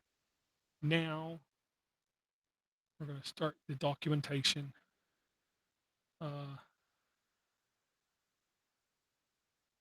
Why my triple click has stopped working? Maybe I'm gonna go back on this computer. Let me see if I can find on the new computer if where would it even be at? It's not called mouse. That'd make too much sense. Trackpad, new. Additional drivers, auto key, Discord, disk use, file manager, FileZilla, fonts, Chrome, Kupfer, Libra, Minds, mouse pad, not it. Mumble network on board settings? No. On screen keyboard. No. Orange, Pigeon, Power Manager, printers, Pulse Audio, Quazzle, Record, Screenshot, Simple Scan, software, Steam, Sudoku, Synergy, Task, Edit, Text Edit, Thunar, Thunderbird, Time and Date. Oh, so apparently I got to install something to do that. That sucks. Okay. So I won't do that now. I will literally manually triple click. Could be worse. Could not work at all. Okay. All the links were from me, I believe. We're going to mark everything as free until it's not free, because that just simplifies the everything. Up, navigating digital information. I'm sorry, this is a really good series, guys, and I really don't like sounding preachy. CRAF, it's COURFA. I'll say this: everybody has bias. Everybody has biases. The guy doing this navigating digital information has his bias, but at the same token, I literally bribed my kids to sit down and watch that video because I believe what normal, non-tech minded people can get out of it is just so good, so good. Some people, curse of knowledge is the way I'll put it. Curse of knowledge. Example. I had a coworker. We were working on a system, and I was explaining how warrants work. No, excuse me, how the system works with warrants. And then I realized this person was not from the US and had no idea what a warrant was. So I had to stop and spend, 20 minutes explaining what a warrant was. Curse of knowledge is when you talk to somebody, but you don't realize the disconnect in what you each know. Curse of knowledge. So it's very easy for like a nerd to go into a meeting and talk to somebody about tech and to talk over their heads accidentally. It's the curse of knowledge. Navigating digital information is like we cannot overly assume that everybody understands what a trusted source is on the internet. I will say, listening to the random podcaster like me or the random YouTuber with anything in regards to life is a very dangerous proposition. Many podcasters out there only care about one thing: number of downloads or donations. They don't actually care about you. They don't actually care about truth. They don't actually care about understanding. They care about, does something sound sensational? And if it does, let me talk about it because it will drive traffic. It will drive donations. It will drive clicks. It will drive my numbers up. Um, if you guys didn't notice, I mean, Podnutz for years has told people, if you don't like this, don't listen. Go listen to something else. We don't go out of our way to codify, I think is the word Mark uses, to bend over to somebody just because, it's good for the numbers. You know, Podnuts has never been about that, and as far as I'm concerned, Podnuts will never be like that. There's more important things than just making waves. It's more important things than just getting download numbers. More important things than, talking about the end of the world kind of thing. Um, because we as humans do a really bad job in diagnosing what is a thing we should actually be worrying about versus what sounds sensationalistic. And that's not a real word. I can't think of the real word. But I mean, we all have that problem, is what I'll say. It's very difficult for us to measure what is actually dangerous and what sounds dangerous, kind of thing. Because, yeah, I mean, if we really worried about people dying, we would try to get laws passed about cars, and nobody is. You know, tens of thousands of people die all the time because of cars. And, we just wake up the next morning, pop the key in the ignition, pull out like nothing happened. Uh, I don't know if that's going to change, when that's going to change, but that's why I keep pushing for automated vehicles. I don't think it's perfect, any shape, way, or form, but how bad we drive almost has to be better. Okay. And I will show at least some of the apps I had in the queue, or some of the pages I had in the queue. I was asked to revisit this app, Bouncer uh, app. I haven't looked at it in a while, and I did get a couple people tell me that they liked how I went over permissions in apps when I mentioned them. So I'm going to try to do that more too. Drive Time app. I thought this was interesting.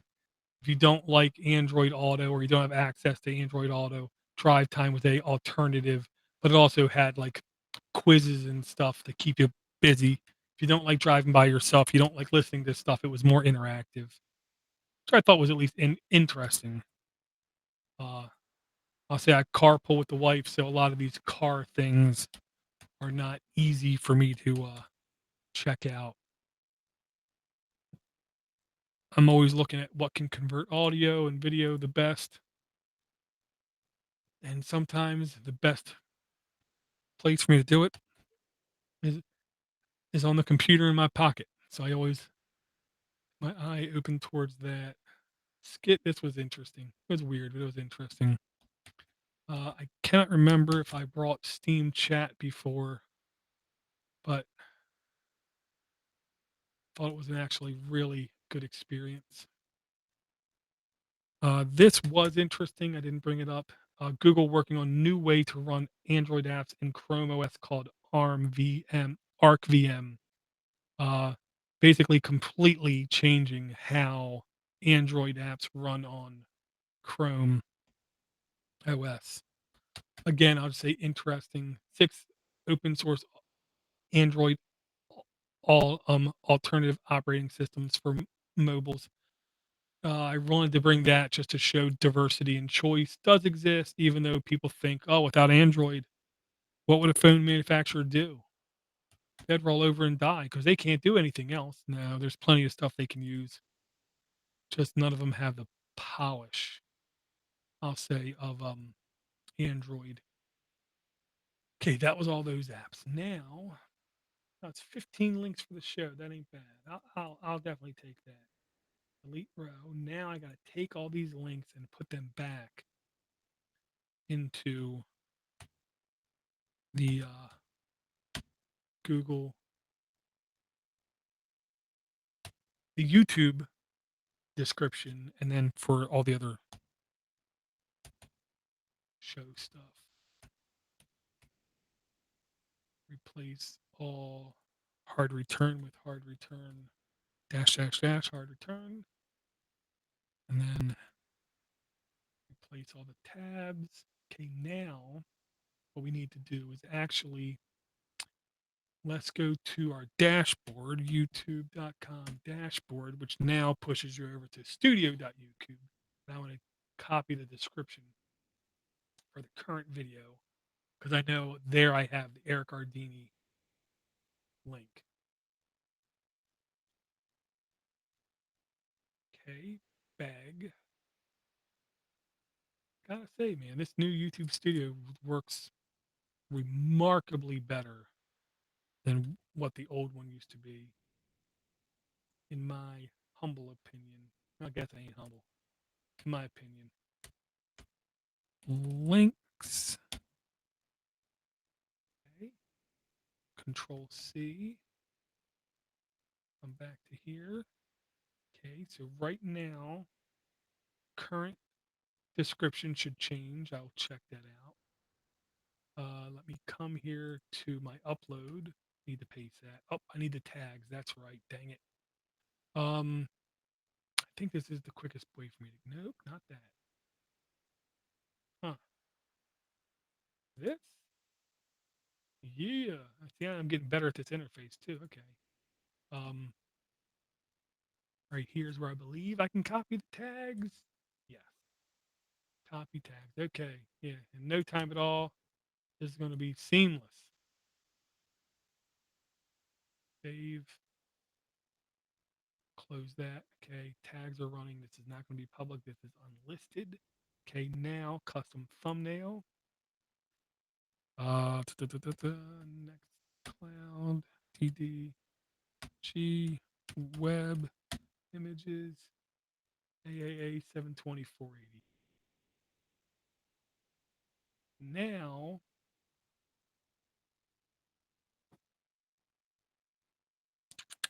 can start the Patreon postings. Patreon, Android App Addicts, that's cool. Come on. Oh, hey, you're right. These Atomic Pies make you want to use that time off. Yeah, I know, but doesn't matter. I got to be in the training. Uh, the default OS on the Atomic Pi is a Debian, Debian stable, but it's very easy. It's Intel, so you can put anything you want on it.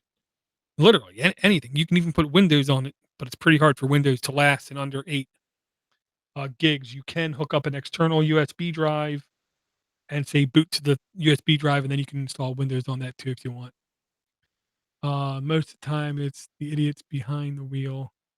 Yeah, people. The worst thing about driving is people. People can't drive. People are distracted. People have bad judgment. People have lapsed judgment. People. Uh, of course, some percentage of them are, faulty hardware, uh, crazy combination of things can happen to cause, death, dismembered. But for the most part, it's just people. Okay, so now we got that. Okay, now I can start the actual heavy lifting. I'm going to leave the chat. Thank you guys. Oh, the Quasel, the IRC chat. Okay, let me quit that. I'm going to leave the email closed too. Okay, now I'm going to do a share screen, maybe. Share, come here, virtual box, load the VM. Oh, yeah, I got to stop. So I'm going to turn orange there for a second here in a second. Because every time I disengage the camera, It forgets to do white balance. Okay.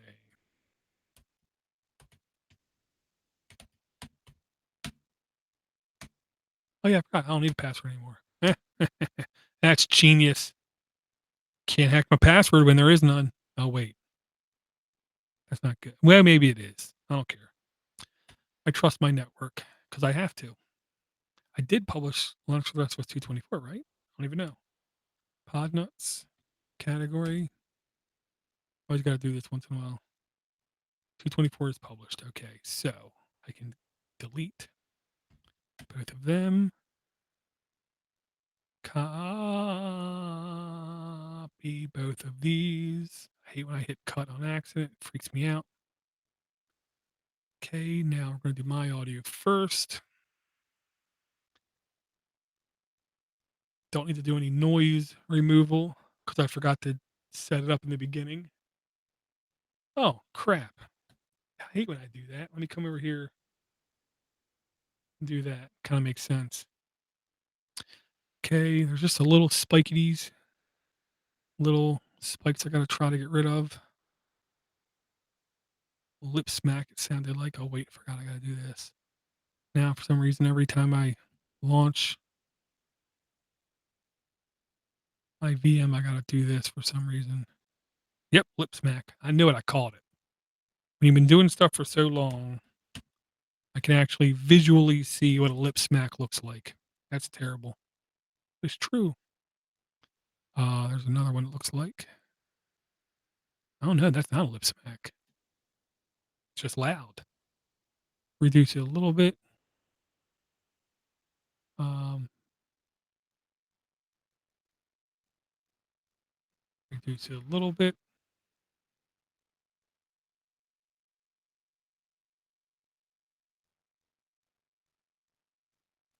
Reduce it a little bit.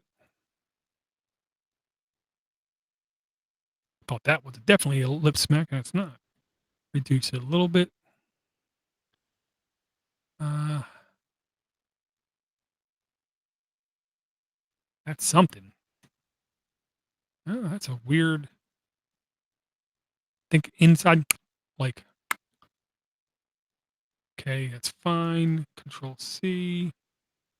Dyson compression. -18. 1. 1. Okay. And I think there's a way I can optimize the VM to take more advantage of the processor because this was an import of the VM, and I don't think it's fully taking advantage of the processor. It's still quicker. Everything's quicker than on the old Lenovo T430, but I think it could be even quicker.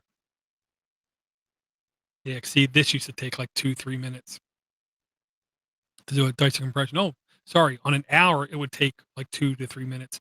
This is an hour 20, and it took all of 45 seconds, 44 seconds, even better. Incoming og verify. Yep, option 8.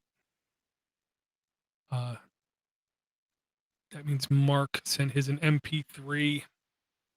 Oh, that's only slightly aggravating. And yet this would always take more than 2 or 3 minutes. This is the heavy lifting part stuff. Could be worse though.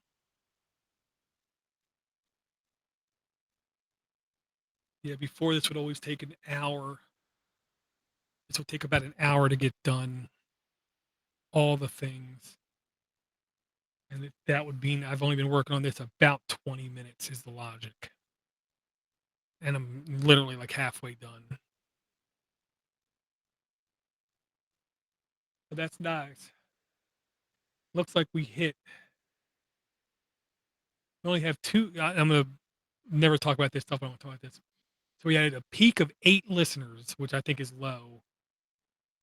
2 likes, which is obviously low.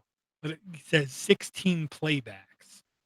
I don't understand how it can have 8 total people right now, 5 or 6 concurrent people with 16 playbacks. That's confusing. YouTube confuses me.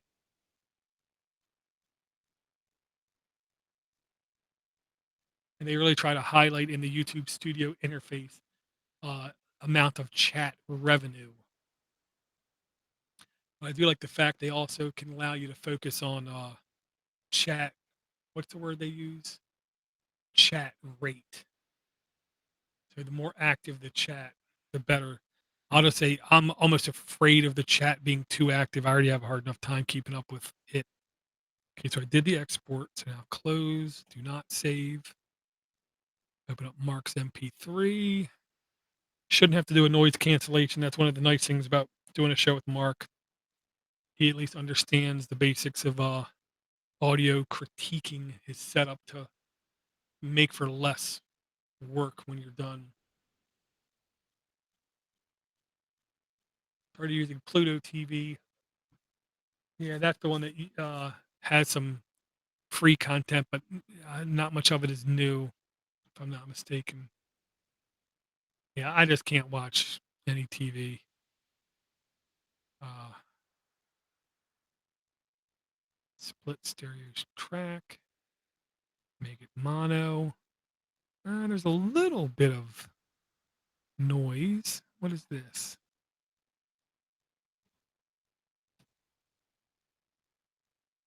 I really can't hear it. It's like a super small click. If I do this, it's even more visible. Oh, there might be some noise right here. No. Whoa, didn't like that. Audacity just decided to disappear. Do not recover. I didn't make any changes. Are you sure you don't want to recover? Right. Just open. Audacity hasn't gone boom for me in years. Well, thank you for the like, Red.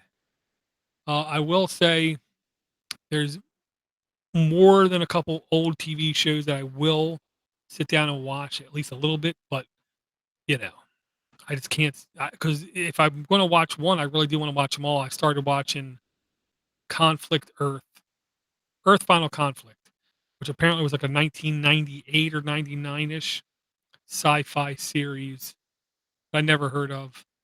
Watched the first season. Thought the first season, wasn't horrible. It was definitely B type material.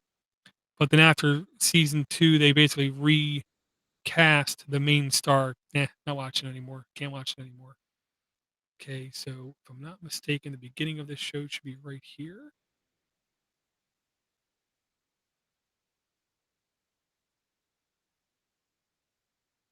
No, right here.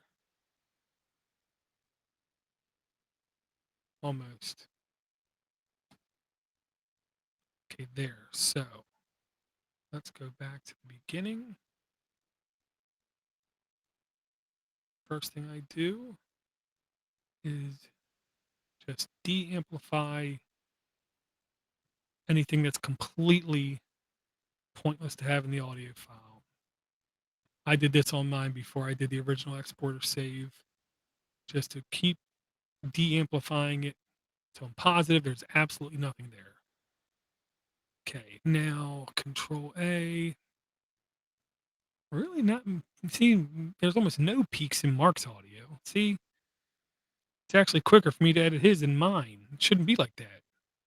Mine, that just shows you how good Mark is. Dyson compression, and I do believe uh, Dyson compression length of time is directly proportional to the amount of audio in a file, not the actual size of the file. If that makes any sense. Like if it's a 2-hour file and Mark only talks total of 40 minutes versus an hour file with an hour worth of talking, literally the hour of talking in the hour file will take longer to Dyson compress. Yeah, see, so his is only 35 seconds. So literally we were close to 50-50 amount of time, which is fantastic, which almost never happens. At least, in my experience. So it's great that he got as high as a percentage of words spoken. That means Pluto has 75% of the internet on that one channel. Pluto even has a cat channel. Oh my. Don't let my kids know that. Um my oldest one uh for like one day last week, he like wasn't talking a lot. And I asked him, I said, everything okay? He said, yeah, everything's fine. Well, the other day you really weren't talking that much. He said, yeah, I was just memorializing Crumpy Cat. There's nothing I could do except shrug my shoulders. Okay, I guess. I said, when I was a kid, I used to like Keyboard Cat. He's like, Keyboard Cat was like 20 years ago, Dad. Yeah, well, not maybe 20 years ago, maybe 10 years ago.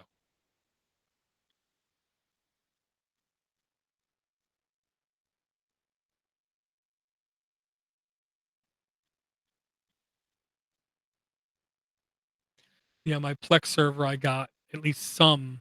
Honestly, the old cartoon I want to get, Thundar the Barbarian. I want to get that. I have a hard time finding that one. But I do have all of the complete Thundercat series, Advanced Dungeons and Dragons series, and at least one or two other ones. Uh, I got to export. I did export. Okay. Um, but yeah, there's plenty of old stuff. I know one of the oldest cartoons that I want is I want to get Bugs Bunny Kill the Wabbit. That's fine. That's fine. I got that error message. That's fine. I know. Um, yeah. What's Opera Doc? I believe is the actual name of the actual cartoon with Bugs Bunny and the opera stuff. Because that was just good stuff back then. Yo ho ho ho, yo ho ho ho. Spear and Magic Helmet. Spear and Magic Helmet. Yeah, okay, that's right. Delete, add files, only the OGG files. Open, take my file, put it there. Mark's file, put it there. Let's go here. Delete that right now because I do not need it. Let it load for a minute.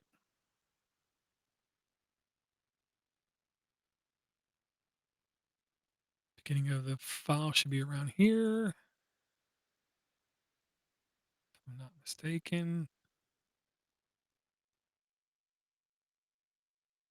That's a lot of zooming in. Okay. Right here. Right there. Delete or split. Split. Click and drag to that blue line.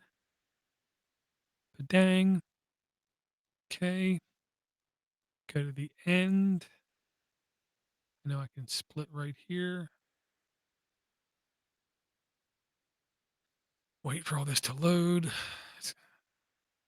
Yeah, Q Tractor always wants to load everything before showing anything, which is just the nature of the beast. A non destructive, I believe linear editor is the correct term. So this should be into the show.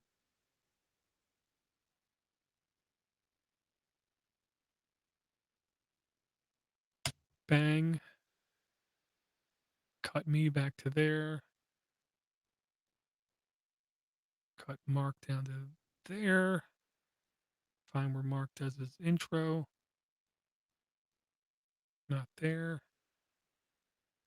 Oh.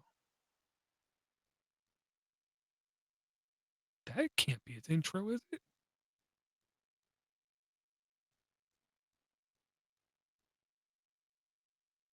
Why don't I have his intro? That's confusing. Huh. Maybe he didn't save it?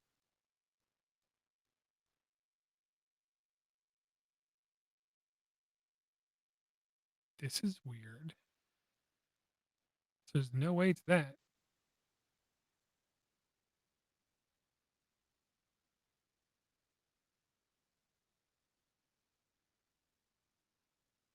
Wow, okay, so we're gonna close. For now, we're just gonna delete that, save this, close that. Let me go back over here, make sure 78.8, 78.8 file size, still 78.8. So now let me figure out the,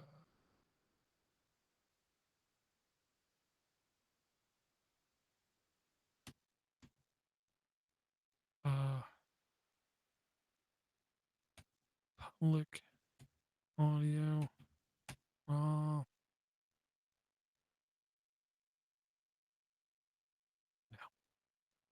no, discard, open with Audacity.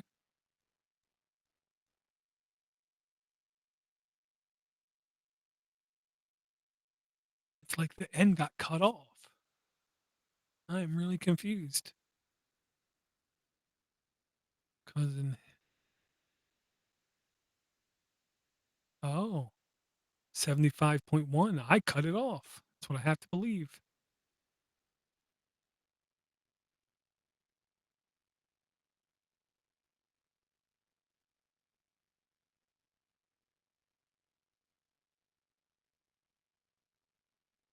Huh, for some reason I don't hear anything. Let me do this. PAV.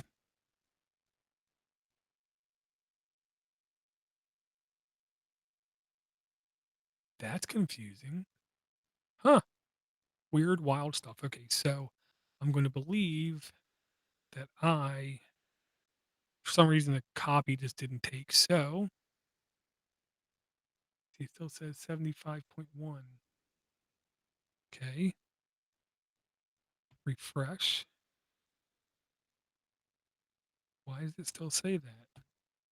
Okay, so then I'm going to delete marks file, refresh, it's gone. Copy, paste. Okay, refresh, still says 75.1. That is not confusing at all. I want to delete it, bring this back over just to be sure. Open it up. What is going on here? I mean, no intro isn't the end of the world, but I really wish it would have the end of the world. Must be old. I miss Tom and Jerry. Tom and Jerry was good, Stuart. You ain't old. Well, you might be old, but it was still a good cartoon. Uh yeah, Tom and Jerry. I liked Fractured Fairy Tales, Bullwinkle, and Rocky. Uh, Woody Woodpecker was okay. It was okay.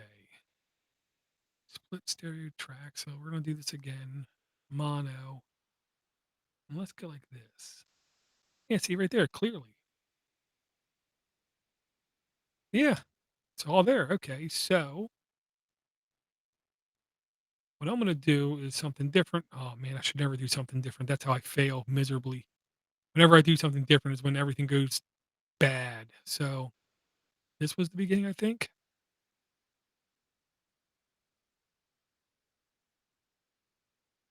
Almost.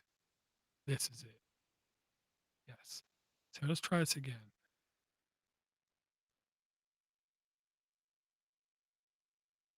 Okay. Unamplify, de-amplify. So I must have hit something on the keyboard. That's all I can guess. De-amplify, de-amplify, de-amplify, de-amplify, de-amplify, de-amplify, de-amplify, de-amplify. Okay. Now, click, highlight, still there at the end. C Dyson. There's no way the Dyson compressions do it. I can tell you that. That is confusing.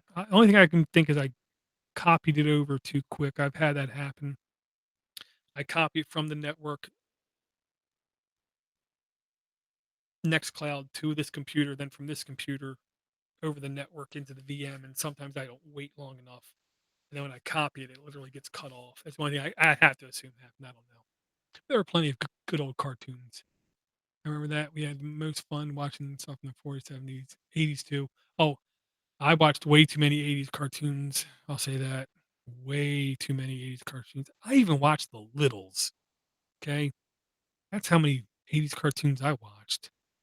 We're going to overwrite the mark OG file 53.7. Let's see if that size changes. 53.7.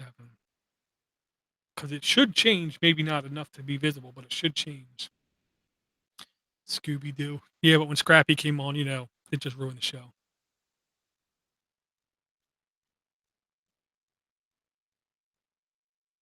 9:30 to 11. That's a little long there, Red. Hopefully it's not 5 days a week. Um, I'm trying to remember some 80s cartoons except for Advanced Dungeons and Dragons was one I loved as a kid. I remember that. Thundercats, of course, good. I think I have more on my Plex server than just that. Let me see.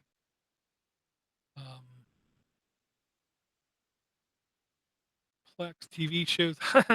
Actually, I have all of Beetlejuice cartoon. I don't know why, but I do. Dukes of Hazards, Dexter's Laboratory, Thundercats, um, some Justice League I got from somebody else, but it's not the original Justice League. It's something from like 2000. It's not very good. The original A Team, I got all that on there too for some reason.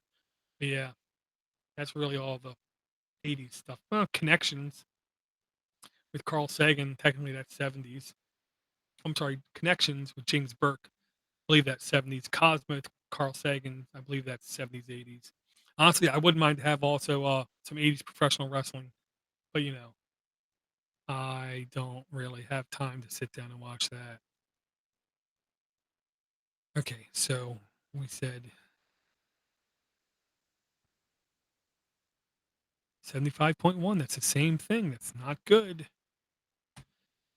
Try this again. So what I'm going to do is I'm going to go all the way back to the beginning. I'm going to come here. I'm going to drop the file.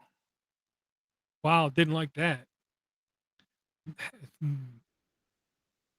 So maybe I should do what I normally do and stop doing things different, which is I typically always first, well, let's line it up. Always like lining it up. Delete first, then cut the file, then add the file. Wow. My Q Tractor is not liking this. So, fine. You want to be like that? I'll be like that. I'll take it one step at a time, which is click,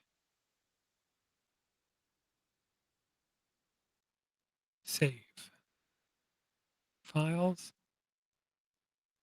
cut, save, file, add file.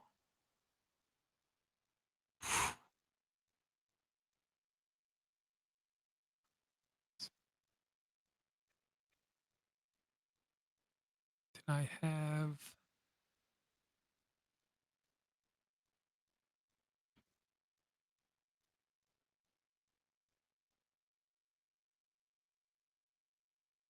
No, I don't see any reference to anything else. So I will do this and say F2, rename the file, add files, drag drop, We know this is not going to line up. I got to find when Mark says the first words. Oh, that was easy. It was right here. Zoom it in. Split. Delete. Drag to the blue line.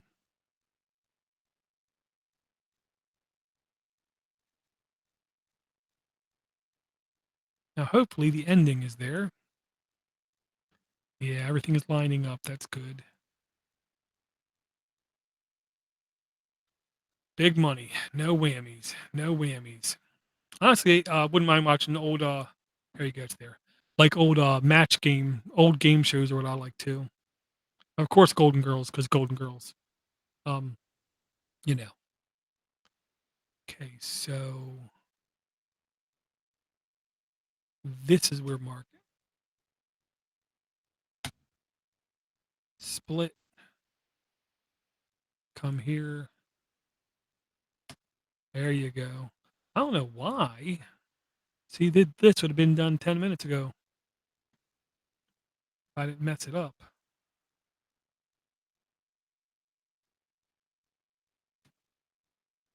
Split, delete,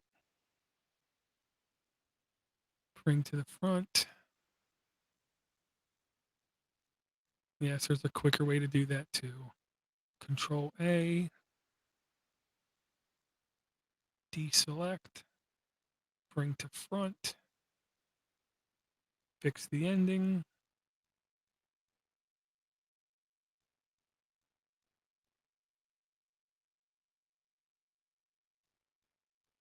But dang.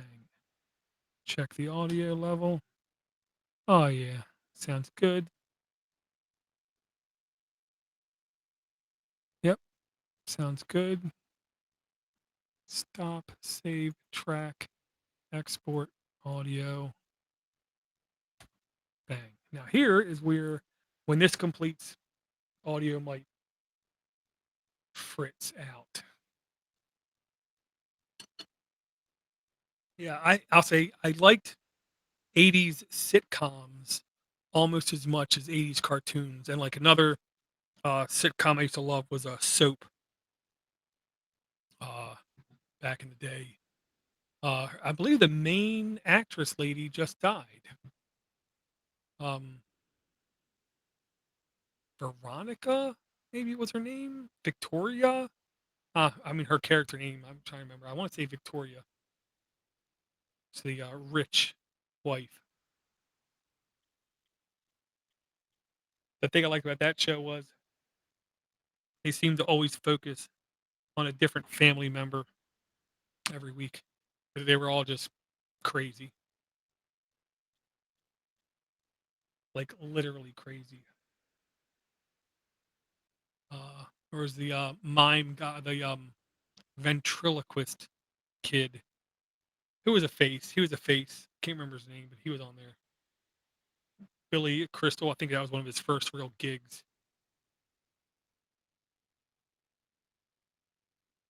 A couple other people. Let me see in movies if I have any cartoons or 80s stuff. Well, Adventures in Babysitting, The Burbs, 89, Akira, 1988, Bachelor Party, 84, Charlie Brown Christmas, 65, Charlie Brown Thanksgiving, 73, A Christmas Carol from 84. I don't know who's in that. Christmas Story, because, you got to have Christmas Story. Cloak and Dagger from 84. Great movie. Dark Crystal from 82. Great movie. Die Hard, 88. Ghostbusters, 84, because Ghostbusters. Goonies, 85. The Great Outdoors, 88. How the Grinch Stole Christmas, 86. I'm sorry, 66. The Incredible Shrinking Woman, 1981. It's a Wonderful Life, 1946. Joy Sticks. Never watched that movie, ever. From 1983. More stuff from the 80s in here. I thought. The Last Starfighter, 84. 1984. Miracle on 34th Street, 47, 1947. Muppet Christmas Carol was 92. Wow, later than I thought. National Lampoon's Christmas Vacation, 89. Night of the Living Dead, 1968. That's a good one. And the audio should be almost done here in a minute. Private Eyes, 1980. Return of the Jedi, Empire Strikes Back, Star Wars. There you go, it's done. Smoking the Bandit, 77. Scrooged, 1988. Wow, that's older than I thought. The Return of the Living Dead, 1985. Real Genius, 1985. Yeah, see, that's some good stuff there. Okay, now, hopefully my audio didn't go completely crazy. Don't need to save. Exit. Outgoing. 676, 764 ain't bad. Wow, that's not good. That's not good. I gotta redo it. That's what I was afraid of. Mark is too low.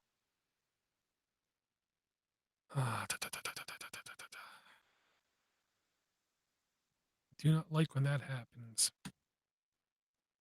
So delete the waveform, open up Q Tractor, load it back up again, click towards the middle. Do this. Yeah, I shouldn't have to do that. The audio should be working. Now the audio ain't working again. Dang it. 7. It's happened before to me. Do not. This is the one I can't explain it. Lexicon. Yeah, it says it's right. Default. Default. That's right.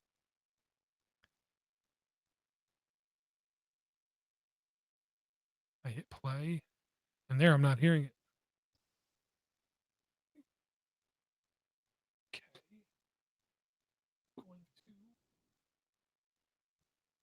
Take a chance. Killing everything.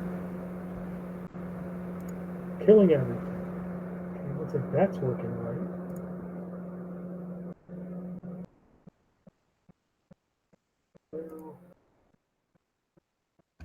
Wow. Yes, still ain't hearing it. So, close. Shut down the VM. Start it back up.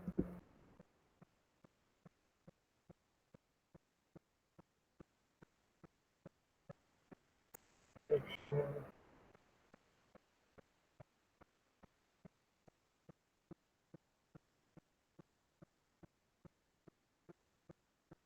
If I can even hear myself. Testing. Picking up the wrong mic. Yep, that was picking up the wrong mic. Okay. Now relaunch the VM.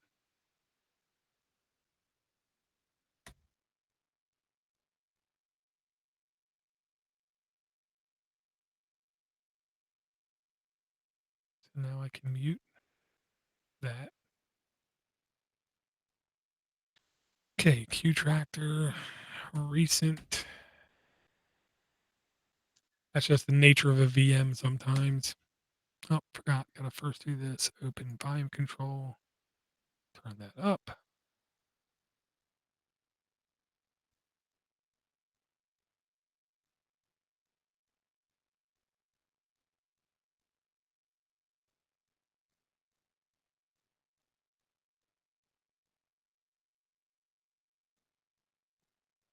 Okay. Moved his audio up to another export. This is how you know I'm not a pro. If I was a pro, I wouldn't have to do this kind of stuff twice once in a while, and I do, which sucks. Cannonball Run. Oh my lord, Cannonball Run. That was, see, I'll say this. Cannonball Run was the kind of movie it almost can't live up to the hype in my head. Because when I was a kid, I remember loving it so much, and I remember watching it again, like late '90s, and it was good. Don't get me wrong, but it wasn't as good. But I did like I believe Jackie Chan was in that movie. There was a couple people in that movie that when I was a kid, I didn't even know.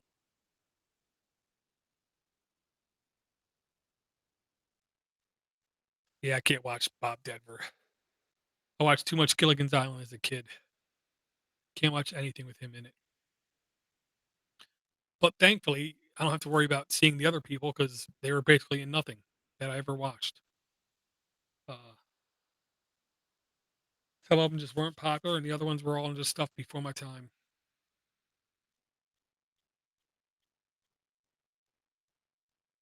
Yeah, tried to watch like Dobie Gillis one time, and I'm like, I can't watch this. Just didn't make the cut. Yeah, Hogan's Heroes was to me partially great just because of the cast, the diversity of people on it. The kind of they all came together kind of thing. Schultz, Klink, Commandant, uh, Richard Dawson. Yeah, Richard Dawson, Pierre, the French guy. They're all good. They're all good. I loved how the Germans were just idiots, which of course in real life, you know, Germans ain't idiots. But I guess that's why it was funny.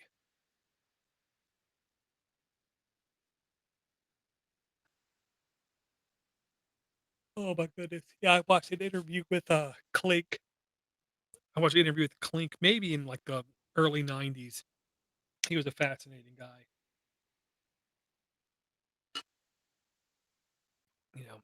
That was back when a lot of people didn't have to be the star of the show in order to be on a show and have fun.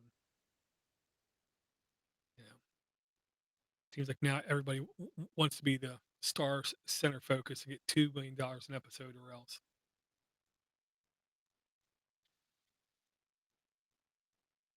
Yeah, I don't think I had anything else from the 80s. No. Return of the Living Dead. That was one I got to rewatch again. I did watch Night of the Living Dead again like a month ago. Such a good movie. Such a good movie.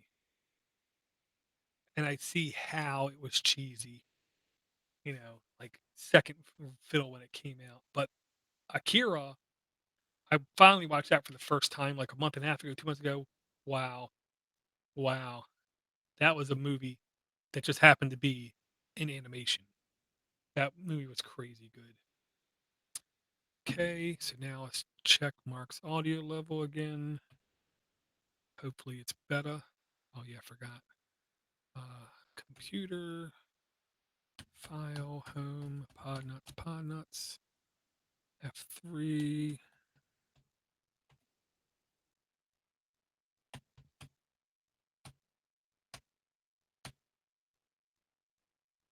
Now here we just go to output. 764 sounds a touch bigger. Oh yeah, much better. Much better. Almost like I knew what I was doing. Not a lot of silence. Yeah, not a lot of silence at all. So from an hour 15:46, I'm gonna say only like an hour, more than an hour 10 when I truncate silence. I'll say more than an hour 10, maybe even up to an hour 12, which is one reason why I don't like in the show to say, well, we've been going on for an hour. Because with truncate silence, the person might look down at the show and say, at their player and say, I've only been listening for 50 minutes. What happened? Well, we got rid of the silence for you.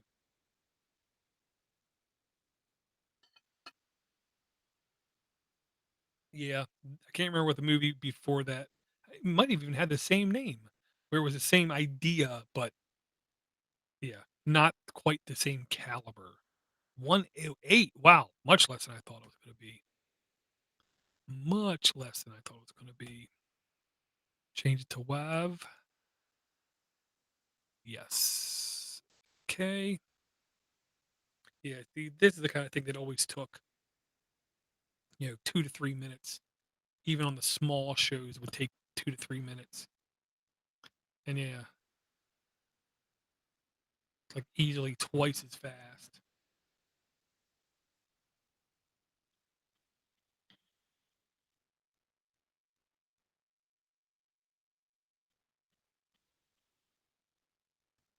Yeah, I've never had a $700 laptop. Don't believe so. Yeah, 30 seconds. That's crazy. And that was the output, right? Yeah. So now I can close. No. Delete the old. Now we got to write. This is 539. 39. Minute 16. Yeah, this encoder always seems to take a little bit of time no matter what. I've played with laptops that expensive at work, but actually no. Now that you say that, my work laptop might be pushing $900. Now that you say that out loud, I didn't buy it; they bought it. It's actually quite nice. It's an HP Enterprise type convertible laptop. It's a touch small though. I think it's only 14 inches. It's a touch small, much closer to an Ultrabook size, which makes it easy to carry around. But because my eye is a little bit difficult to look at. To me, all the enterprise laptops are so much better than the consumer grade laptops. But I will say the HP Elite books, almost the best you can get. Blow the precisions out of the water. And I can say that because at work, all I dealt with was precisions for like 6 years. And when I finally touched the HP Elite book in Cambridge, Massachusetts, I was like, wow. Sold. Then I spent 2 years trying to get one. 46 megs. That ain't bad at all. 39. Copy it over here. And then yeah. I can't remember any of the other ones. The XPSs. Yeah, XPSs are pretty much the best you can get.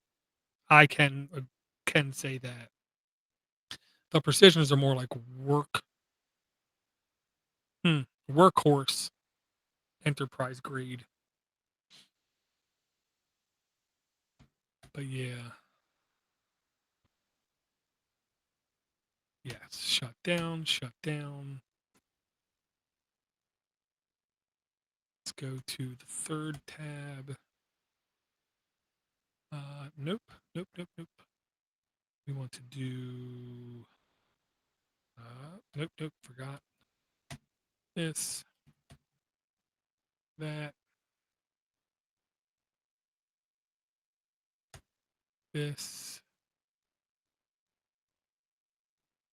Not even sure I have to do that, but I do it.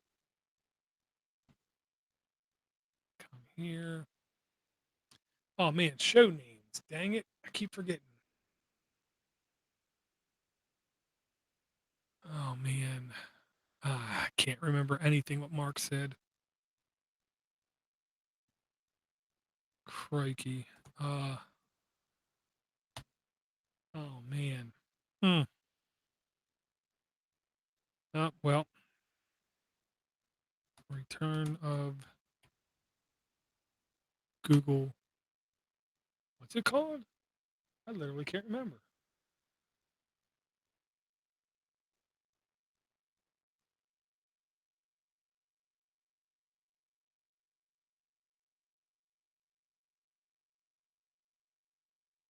I literally can't remember.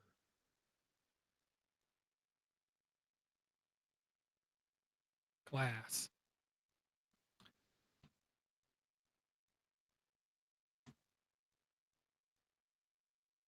Fox. Duplex, because that's how I roll. And everyone's doing Huawei, so I'm not doing Huawei. And I don't care. I'm doing this. And navigating digital information, because that's how I roll. 539. Bang. .com. 539 podcast 0 paste images, bang, bang. Okay, now I'm going to turn orange for a minute.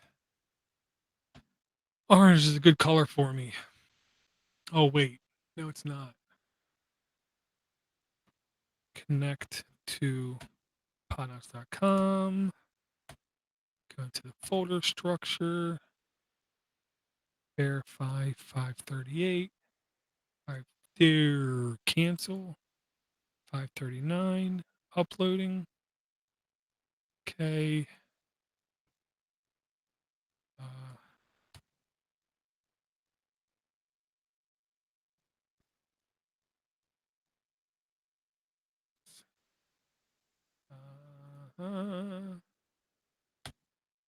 fix the white balance because that really is annoying even to me. Okay. Um.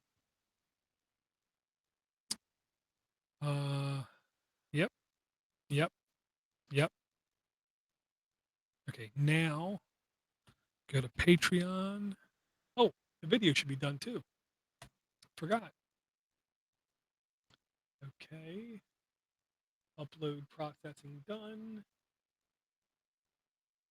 I already have all that copied. Custom thumbnail did not work. Custom thumbnail, do it right. That's what I pay you for, YouTube. Oh, wait. I don't pay you nothing. Thank you. That's nice. I was nice. I was a good patient boy. Oh, return data.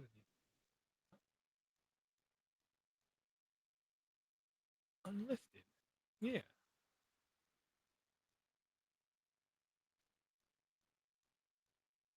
Sometimes I think YouTube is broke. Sometimes I really do think YouTube is broke. Okay. Go back to YouTube Studio. Go to videos. 539. Unlisted. That's right. Why are you acting stupid? No, I don't want to edit it.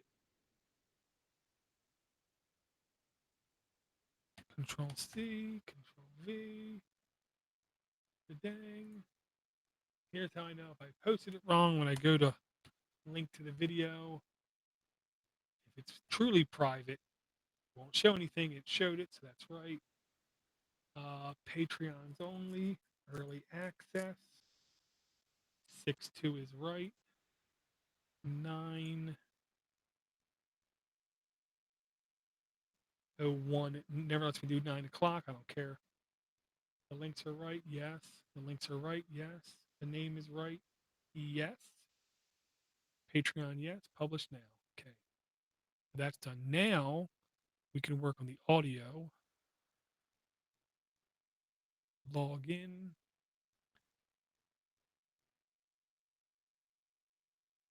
Reload.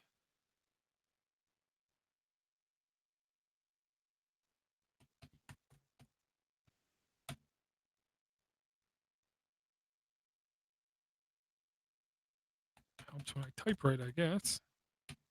Funny thing. Things only work right when you type right.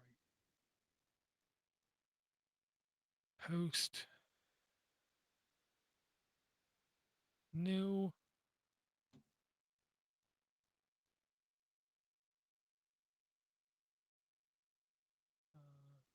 Continue reading. Audio. Select audio file. And why did I just hear sound like a hard drive spinning? Oh, yeah, it's a spinning hard drive. No, that's an SSD. Not a fast SSD.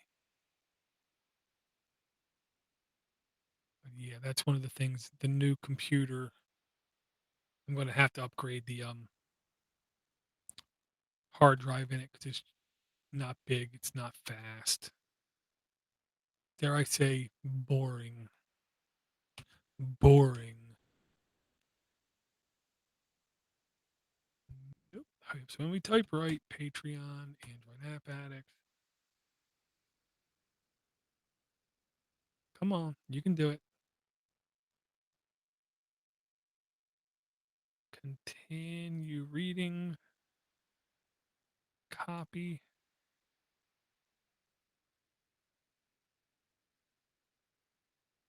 Copy.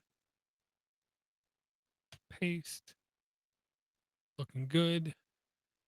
Patreon only. Early access. Oops. 9.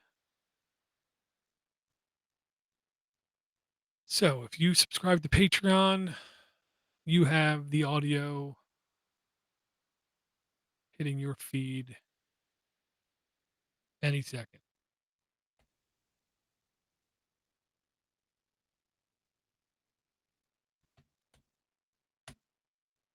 There you go. Yep, you should have the audio hitting your feed right now. Okay. Reload. Good. Now I can post it to podnutz.com and set it for Sunday night. And editing done.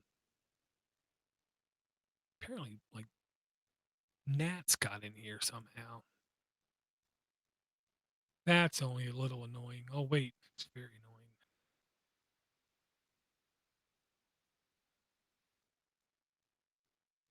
Duplicate post settings. Uncheck. Save changes. Look at Android App Addicts postings. Clone. Always copy.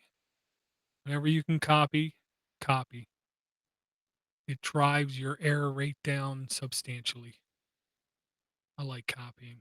Edit, edit, click. I gotta load an app and manage my mouse better. Delete, click, good, close, edit the URL, copy the title. Just try to copy this again, see if this works. I'm sure it won't because that's too easy.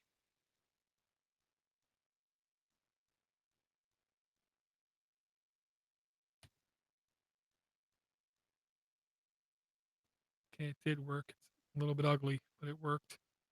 I gotta fix the file name.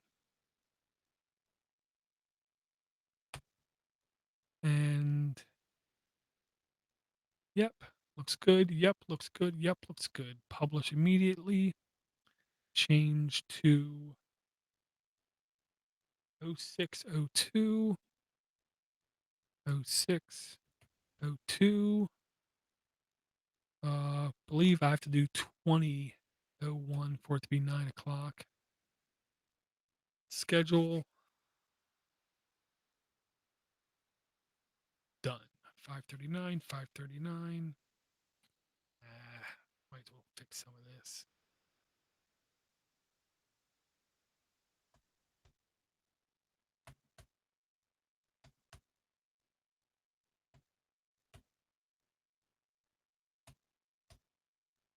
That's really confusing. Delete? Oh, yeah. Wow, that I tell you, it's the one thing I hate about all CMS systems. Every single CMS has weird quirks that you always have to work around.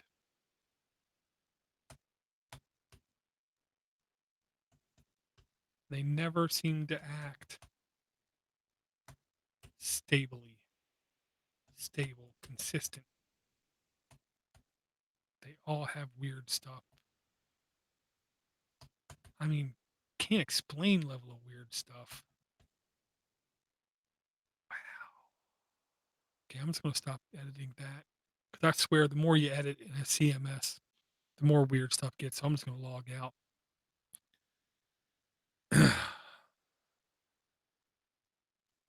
Log out. Close. close, close, close, close. Yep, everything's good. All right, thank you guys for coming out. FreeNAS box. You, no, man. Nobody in their right mind should ever have a FreeNAS box in their house. The file system is completely irrational for home use, and you can't do anything without 8 gigs of RAM on FreeNAS for what FreeNAS is built for.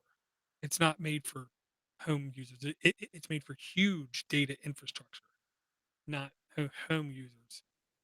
And you get very little of the benefits of a business user at home unless you have it on a box that just costs too much money.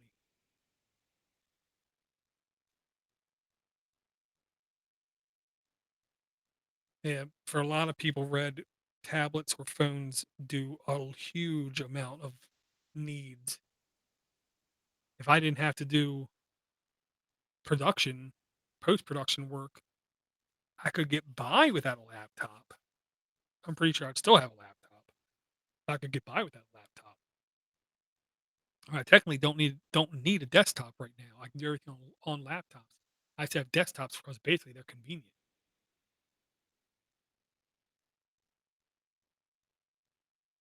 Leaving it 2 on Fridays is a very good thing.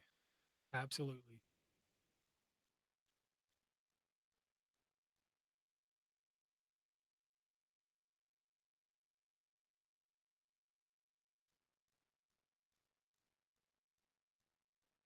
Unlimited everything, $70 a month, dude, you're paying too much.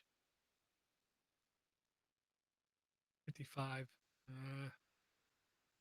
55's better. Oh, 20 for the phone. Yeah, yeah, yeah, yeah, yeah. That ain't bad. Don't need a big computer.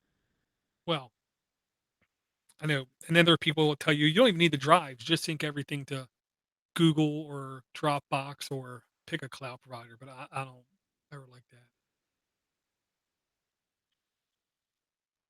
Why would you run server 2012? It's like you're asking for failure and stuff to go crazy. Yeah, 2 gigs of RAM. You can't run FreeNAS on 2 gigs of RAM. You can't. You'll get none of the protection. You'll get none of the file system caveats that come with it. You have to have 8. Unlimited storage. I like paying for unlimited storage. I ain't gonna lie. I have my Nextcloud here, and what it is, it's quicker access of stuff I back up, and then I have local backup, offsite backup, and then I have Google backup. They're not all the same. I only back up certain stuff to the Google Cloud, stuff I have to have offline. Well, no, I'll say this, Stuart. It is hard to get stuff off of unless you pay for InSync, INSYNC, Windows, Mac, and Linux desktop client. Install it, point at your Google Drive, and then you can say, only sync these folders or sync every folder. And every time something new appears in your Google Drive, in those folders automatically syncs back down. Anytime someone shares something with you, InSync will prompt you, do you want to add this to your drive or just keep it on the cloud? Because of that, all I got to do is have sync routines between my Nextcloud and my InSync folder, and then it automatically gets backed up to Google. And because everything that's on my Google is automatically on my hard drive, if there's ever anything I need off Google Drive, I never go to Google Drive. I always just come to my local computer down here and just copy it off. Because yes, accessing Google Drive to do file management is a tumor. Dropbox is even better than that. Dropbox isn't good.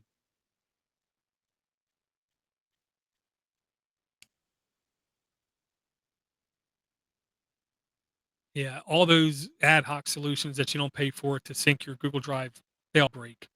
Some of them break after a year or two, but they all break. I've never had one actually work for any length of time. InSync, I want to say, was a one-time $20 fee, something cheap, and I get professional support out of it. Uh, Works just as good as like a Dropbox syncing tool. I like it a lot. Well, I pay the $9 Google Drive plan, which is 2 terabytes worth of data, and with InSync, so I can have 2 terabytes worth of data instantly synced down to my computer from Google Drive. I don't use 2 terabytes. I don't even use 1 terabyte. So I'm doing okay right now with drive space. I need to get a better external drive for my Nextcloud because right now that's only 2 terabytes. I want to get that up to 4 terabytes is logic, but I'm not in a huge rush for that.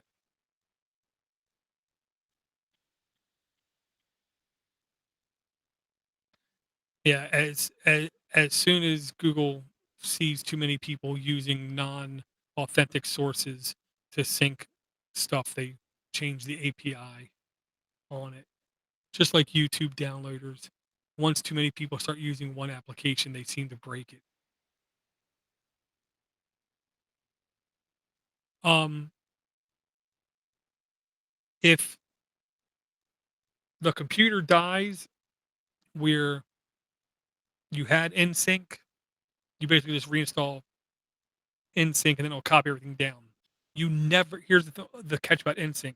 You never want to copy all take a second computer, copy all your Google Drive over to it, then load NSYNC, then point it at the folder. You end up with double of everything. Never do that. Whenever you have a new instance of NSYNC, you always want it to download stuff to itself. You can say install NSYNC and sync nothing, and then copy everything over. There's a way you can do that. I've never been successful at it. With you always let NSYNC populate your Google folders locally, or else you'll have tons of duplication. I made that mistake at least once.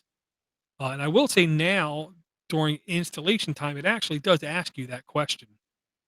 Where when I did it, it didn't. It was painful, quite painful.